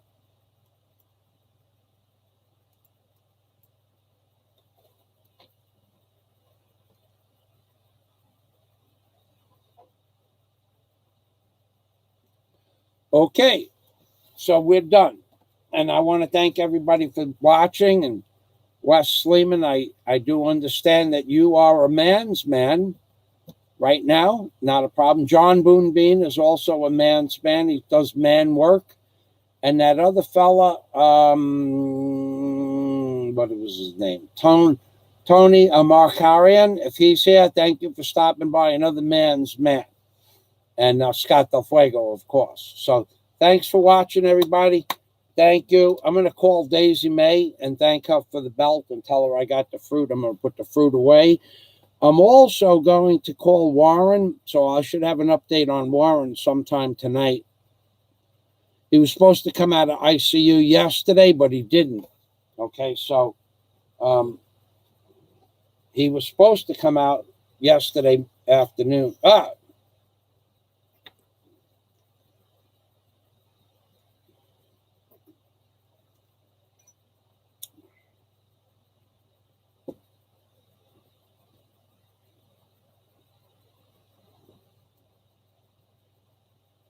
Buy braces.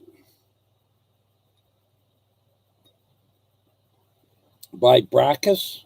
Buy bracas. Braces. I don't know what braces are. I know it's a joke, but I don't know what braces are. All right, so I know that you're a friendly on here, Graham, so I don't take it personal. I don't take any offense to that. All right, if anybody I'm going to give everybody about, I'll give you 90 seconds if you have a question about God, about my book, my experience, my discoveries. If you have any intelligent questions, you guys are welcome to ask. I'll give you, I don't know, say it's 12:50, it's 1:56 on my clock. I'll give you till 2 o'clock to put questions that you want answers to. Okay, John, good night.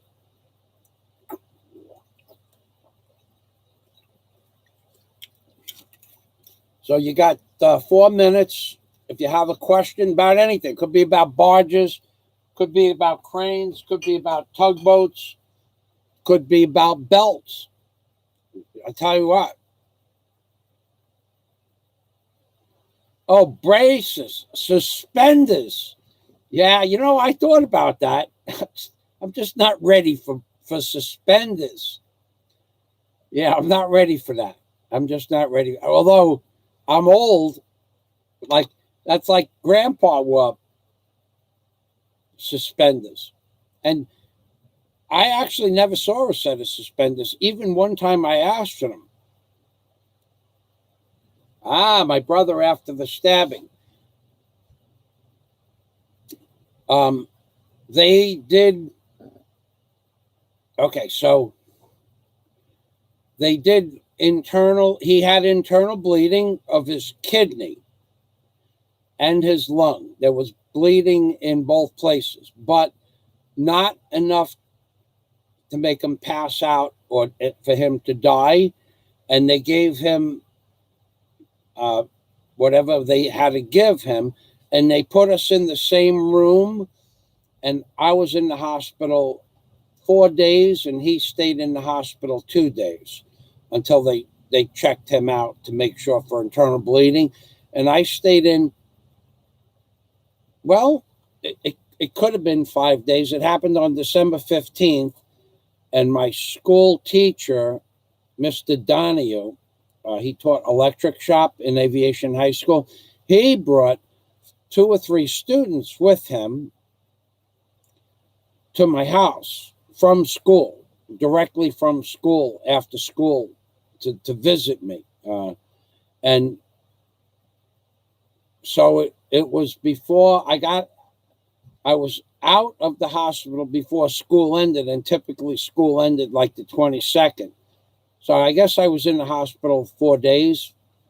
It was more than 3 because my brother got out in 2, and I remember being lonely because the room was empty after that. So my brother was fine. Years later, they said that his kidney was damaged, but it healed. So it was a good question. Thank you, Flying Circus. Yeah, he was okay.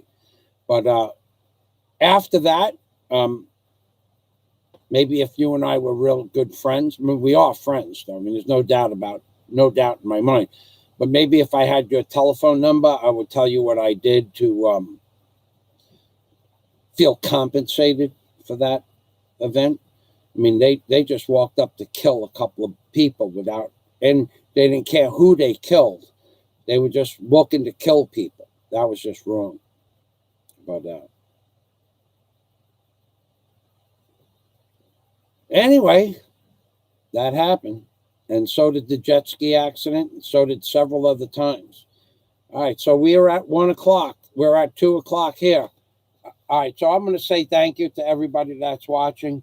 I'm going to stop talking. I'm going to get something more to drink. If I don't see anything else up on the screen, I'm going to say goodbye.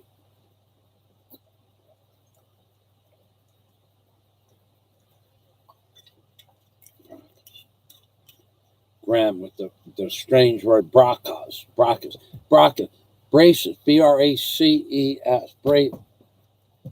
What word is that? Braces. It looks like braces. Okay, braces. Braces, I would never go vertical. I know what you're talking about, braces. All right, no more questions. All right, everybody, thanks for watching. Gonna go. I want to call Daisy. I want to call Warren, and I want to talk to one other person, and it's already 2 o'clock. Thanks for watching. I'll probably do another live stream It would be American time Tuesday night would be the next one, unless Warren has something to say tonight. If there's a big update on his medical history, I'll make a live stream tonight. That would be for early Sunday morning.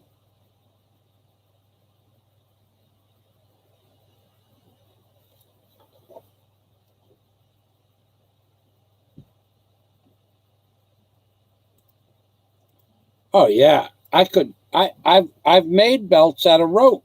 It's not like I don't have a belt, but I wanted a belt. I want to have a belt. I made a belt out of what did I make it out of? A piece of braided nylon line, and just I put a bowline knot on one side, and I just pulled it back and put two half hitches in. I could make a belt, but if I go to the city and I have a nice pair of shorts on and a pair of, I want to have a nice belt. It's the one thing that I wanted. But thanks, Wes. Yeah, you could, but I made it out of a piece of braided nylon, 3/8 nylon. It works fine, but I wanted a belt, and that's it. It's not complicated. It's not like I wanted I want a lot of things. I want an airplane too. I want a Kruger Signet 3 100 horse Rotex amphibious aircraft, and I will have one of those shortly, unless I die.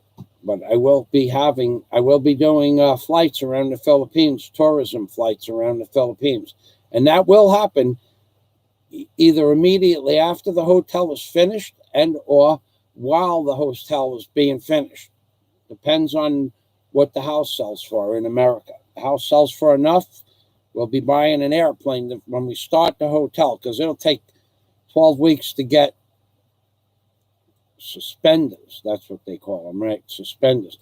It takes, it's going to cost $6,000 for the shipping. The airplane is going to cost $6,000 to ship to the Philippines, and there's a $60,000 import fee on a new airplane, the one I want. A $60,000 import fee and a $6,000 plus shipping fee. So the airplane's going to cost $125,000. Really, that's not a lot of money, but it is now. It wasn't at one time, but it is now. The old days are gone. Dipping into the box, taking out a pile of cash and going on vacation, those days are gone. And suspenders and a bow tie. Yeah, baby. Gramps. The girls, instead of the girls saying, look, there's the rich American there. Hey, Grandpa, where's your cane? We're not ready for that yet, Wes. All right, I'm going to go. Thanks for watching, everybody. Wow, still got a lot of people. Want to hear something really strange? Last week, last live stream, when I did my brother Jimmy and his friend Jimmy the Sponge, my brother Jim and his friend Jimmy the Sponge, we started out at 21 thumbs up and 25 thumbs down. And I mentioned the thumbs up and the thumbs down. Then it went to 31 thumbs up and 20 thumbs down. And now it's back up to 21 thumbs up and 30 thumbs down. That same video. It went up 10, down 10, up 10, and down 10. John Boone Bean. Just the best wishes to Warren. And that everything will be fine. Who stabbed me? 3 black guys slashed my back open and stabbed my brother twice, because we were just a couple of white boys in a black neighborhood. There was no reason. They didn't want our money. Even after they stabbed us, they didn't try to take our packages. They just walked up the first black guy just walked up to me and said, "Give me your money." And when I threw him on the floor, I was 15, but I was strong. I threw him right on the floor. There was no hesitation. And the other two guys came from behind us and stabbed us and slashed me open. So, and then they ran right away. They didn't try to get our wallet, and they didn't take our presents. 3 black guys. Times Square, they had just built Kennedy Towers, they called them. And we were one Times Square borderline, the Pinks, Pinks. Pinks Project, Pinks, Pinks on Linden Boulevard. That was East New York, Brooklyn, one of the worst neighborhoods in all of New York City, along with Harlem back in the 70s. And it was, at that time, mostly black African Americans. It wasn't so much Spanish, some Puerto Rican, but mostly black Americans, black African Americans. And there was a lot of crime in that neighborhood. Later on, years later, I had a big wood shop, and it was a commercial grade wood shop. And it was just a few blocks from Times Square store. And it was not safe to walk around at night. And but by that time I was 22 years old, and I was a big boy then, and I just didn't care. And I didn't care. And whatever problem I ever had in that neighborhood after that was not my problem. It was their problem. So, yeah, 3 black guys just wanting to kill a couple of white guys. That's all it was.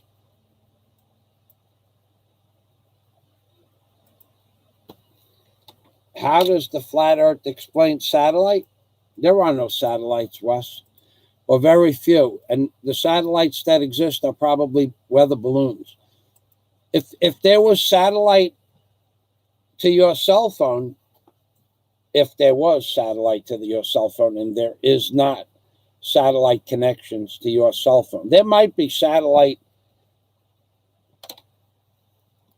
cell phone connections, but there is no satellite to your cell phone. Okay. And the satellite that you think that you're getting to your cell phone are really high, very high atmospheric weather balloons, or balloon type, lighter than aircraft. If there was a satellite operating your cell phone,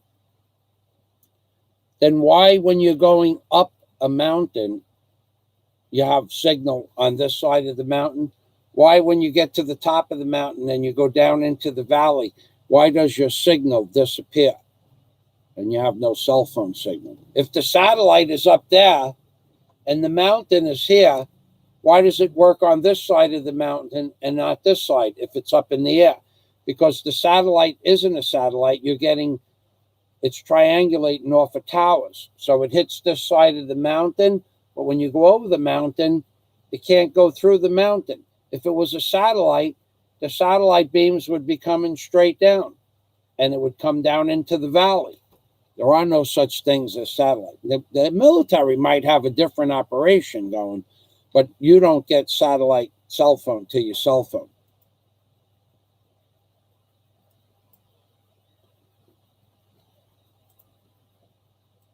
You could believe what you want about, and Wes. So we'll change the subject for a little while.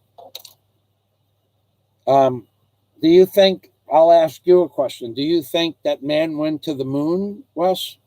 Because if you think that man went to the moon, if you think that's true, you have been baloneyed. No one went to the moon. Nobody. And no one put a rover on Mars. That just didn't happen. And there is no such thing, not even one picture of Earth from space. Not even one. Not one. Never was one. May never be one in our lifetime. There is none today. None have ever been taken. No one has ever taken a picture of Earth from space. All the moon missions,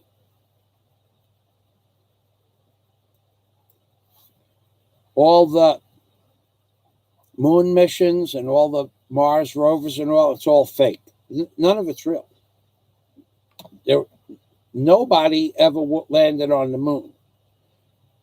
And there's just so much proof that none of that ever happened. I mean, they had me committed to believing that man went to the moon until I looked at the facts.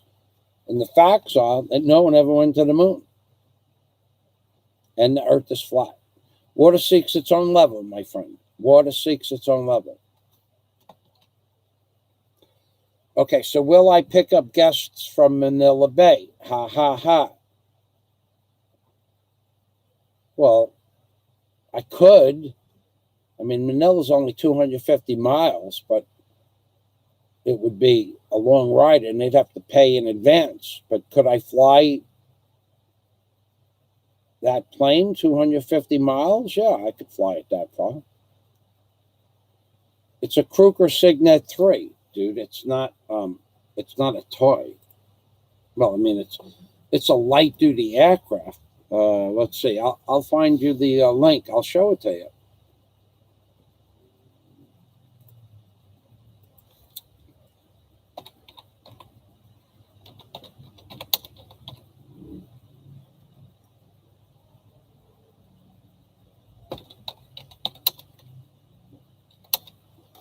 Kruger Signet 3 amphibious aircraft. Okay, and here we go.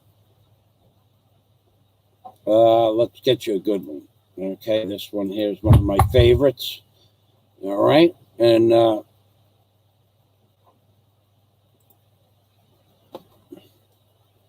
right, I'll give you the link, and I'll give you this is the plane I want to buy. This isn't this is not something that it looks like. It's not something that it might look like. It is the plane that I want to buy.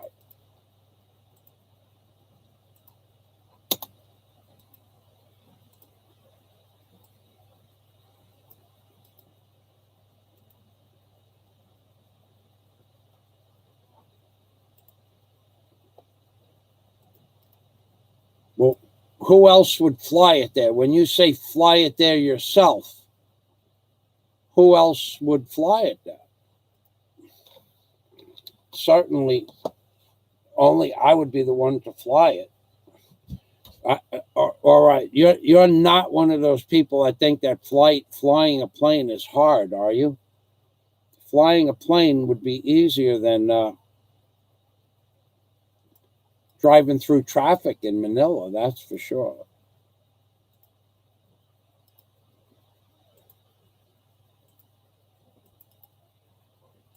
There you go.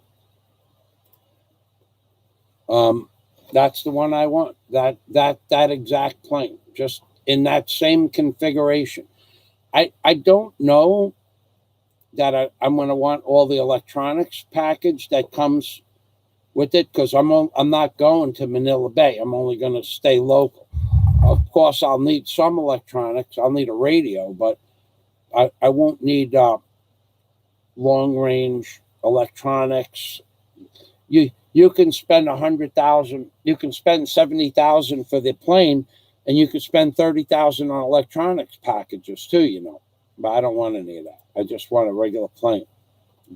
I want the basic plane with the 100 horse and a basic radio. Now, if anybody out there wants to buy that for me, when I get it and assemble it, I'll give you rides for free. Yeah, I know people think I'm kidding, but I'm not kidding. It's just it had the house sold. Should have been sold in August, but we had to wait. And now it needs a little bit. We need to remove the kitchen that we put in illegally, and the bathtub, and one of the bay windows that we put in wasn't supposed to be put in. And I told them, "What are you putting that window in there for? You're not going to see anything except the house next door." But you know, he wanted light. Okay, so we got light. We spent an extra $3,000 on the window and the installation, and now we got to pull the window out, and there's nothing to do with the window. That the window is now $3,000 worth of garbage. And it took up nothing but floor space, and it cost a lot of money to heat the house because of that extra 8-foot but was a big Anderson bow window. Bay. It wasn't the bay, it was the bow window. He had to have a bow window so we could put plants on it. Did he ever put plants on it? I never saw plants on it. And the damn thing leaked. The window didn't leak. The guy who put the flashing on top of the window leaked. And it was high up. And I couldn't do the work because I lived in Florida. That was a lot of reasons why we didn't sell the house yet. But one reason is it needs to have the bathtub taken out, the stove, the bay window. I'm not sure if they're going to let us keep the kitchen sink. They haven't. The architect is working on that now. You can always do that. All right. I got to go. Bye-bye. Thanks for watching. If you guys didn't push the thumbs down yet, or you plan on changing your thumbs up to thumbs down later, do it now. Do it now.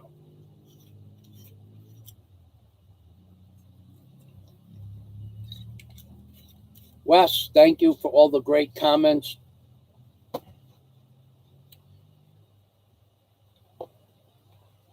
I would do some research as to what really exists as far as satellites. I think you'd be surprised. I don't think there are satellites.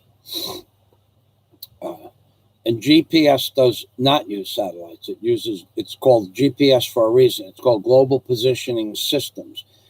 It triangulates off of transmitters, but they're not satellites. You're not going to see anything on the moon. There's nothing there. A lot of people, space station. There's a space station, but it's in a big pool. It's underwater. I don't think there is a space station.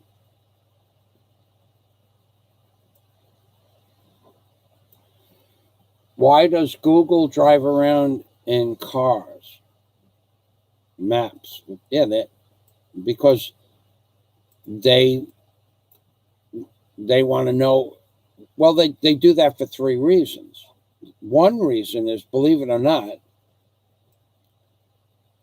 Google wants to know everything that exists, and they have their reasons for that.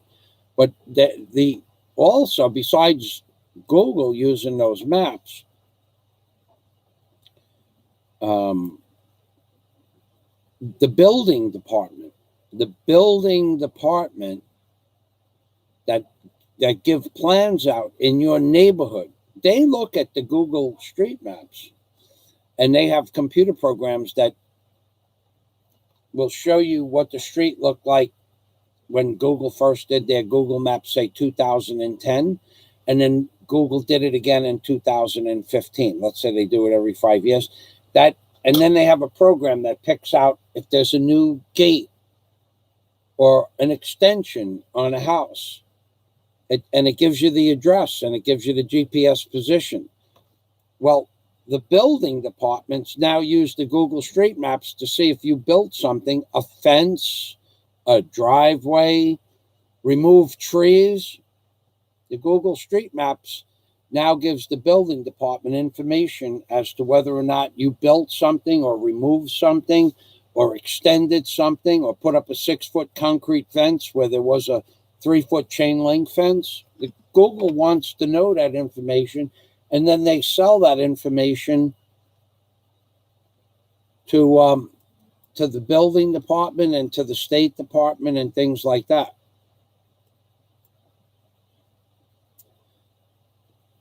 Jay Whoopi, the earth is flat. You can bet your life on that. The earth is flat. Yes, I am. I believe the earth is flat. Your pilot's license only stays good for a short period of time if you don't put the hours in. But I do have enough hours for a pilot's license, but it's not current, yes. And I had my experimental pilot's license, yes, but I still have to get checked out. Your federal licenses for flight, they only last a couple of years and then they expire unless you put in so many hours. But you just get checked out. In the Philippines too, you got to get checked out.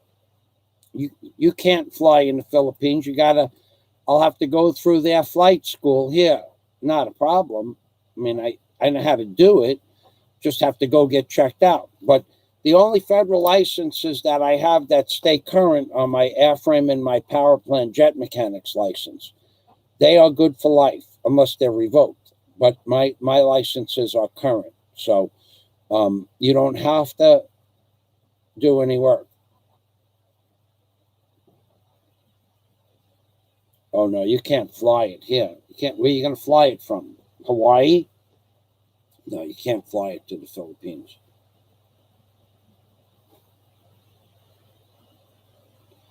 Doesn't matter whether you're a Pinoy pilot or not. Okay, look. Let me explain it to you again.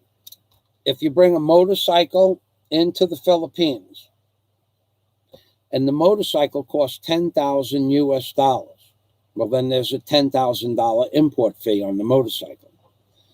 If you bring a car into the Philippines and there's $100,000 for the new car, well, then you pay a $100,000 import fee. If you buy a plane for $60,000, there's a $60,000 import fee. There's no way around that. That's the law. Now, I don't want to explain it to you, all of it, but what I just said, if you question what I said, then we're done talking. What I just said is the truth. If you pay $1,000 for a motorcycle and it's more than 5 years old, you pay 50% of the original value of the motorcycle. Even if the motorcycle is 50 years old, you pay 50% of what the original value of the motorcycle was. So if you buy a Lexus for $100,000 and it's 4 years old, you pay a $100,000 import fee. If it's 6 years old, you pay a $50,000 import fee. If it's 20 years old, you pay a $50,000 import fee. It doesn't matter how old it is. Whatever the original value is, after 5 years, you pay 50%. Car, motorcycle, boat, or plane.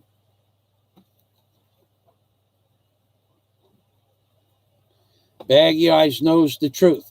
So even you buy a Lexus back in 2000, and now it's 20 years old, you still pay 50% of the original value. But even the car itself that you paid $100,000 20 years, it's only worth $10,000 now. You want to bring it into the Philippines, you still pay $50,000 for the import fee. Philippines got you on this import fee. That's why this computer that I'm using that I paid $345 for in 2012, this computer now costs $800 in the Philippines, because it went up to $410 at Newegg in America. But to get this computer to the Philippines, you have to pay twice what the price on Newegg is. And they won't ship it in a box. They won't put it in a box. Very hard to get import stuff into the Philippines. And the problem with buying this crap here in the Philippines, it's usually the electronics is some sort of garbage that they repaired, refurbished, and they sell it to you as new, but it's not new. So, that's why I don't want to buy a computer in the Philippines. That's why Warren bought me a computer. And because we all know that the computers that nothing I ever bought in the Philippines lasted 3 years. No electronics. See this phone? 3 years. My tablet, 6 weeks. The phone I had before this, 1.5 years. Garbage. Not fixable. They don't have the parts. This one, they don't have a motherboard for an Oppo phone. And it was only 3 years old. My Cherry phone that I bought in 2014 lasted 6 months, and that was garbage. They don't have parts. Nothing that you buy electronic wise has any value here, is worth it. Baggy eyes, whoopee. We are not on a spinning ball spinning at 1,000 miles an hour, traveling through space at 66,000 miles an hour around the sun at 150,000 miles through, spiraling through the universe. None of that's happening. That's right, baggy eyes. That's right. And as far as getting a pilot's license, Wes, to answer your question, flying a plane is not rocket science. You can get a private pilot's license if you're smart. You can solo at 20 hours. You could solo at 15 if you're smart. But I did not. I didn't solo till I was probably 22 hours. But you could solo at 21 or 22 hours. That's typical. And you could get your pilot's license after 30 hours of flight. So you couldn't do it in a week. You just couldn't learn that information. You need to learn a lot of information. But to get your pilot's license, 30 hours, you figure 10 hours a month. 90 days would be a reasonable period of time to get your pilot's license. Experimental sport aircraft is a lot easier, and that's what this plane is. So you could probably get your pilot's license within 60 days. It would take longer to get to Cebu to get your flight training. Well, now they have an airport here, so they might even have flight training eventually in Panglao. But it would have took longer to get to Cebu to do your flight training or to re-up whatever certification you have than you would be flying that day. So it would take you 5 hours of traveling back and forth to fly for an hour. The problem with that is when I looked at the planes they want you to fly, I wouldn't fly any of this garbage here. Or the planes that I would have rented when I first came here, I was going to do some flying. No, I wouldn't rent this garbage. You look, I'm not flying that. No way am I flying that. When you're flying, you need something that works. And no, I wouldn't fly any of the crap they have here in the Philippines. Nothing. Zero. Nada. Amping. Going once. Going twice. Thanks everybody for stopping by. Going 3 times.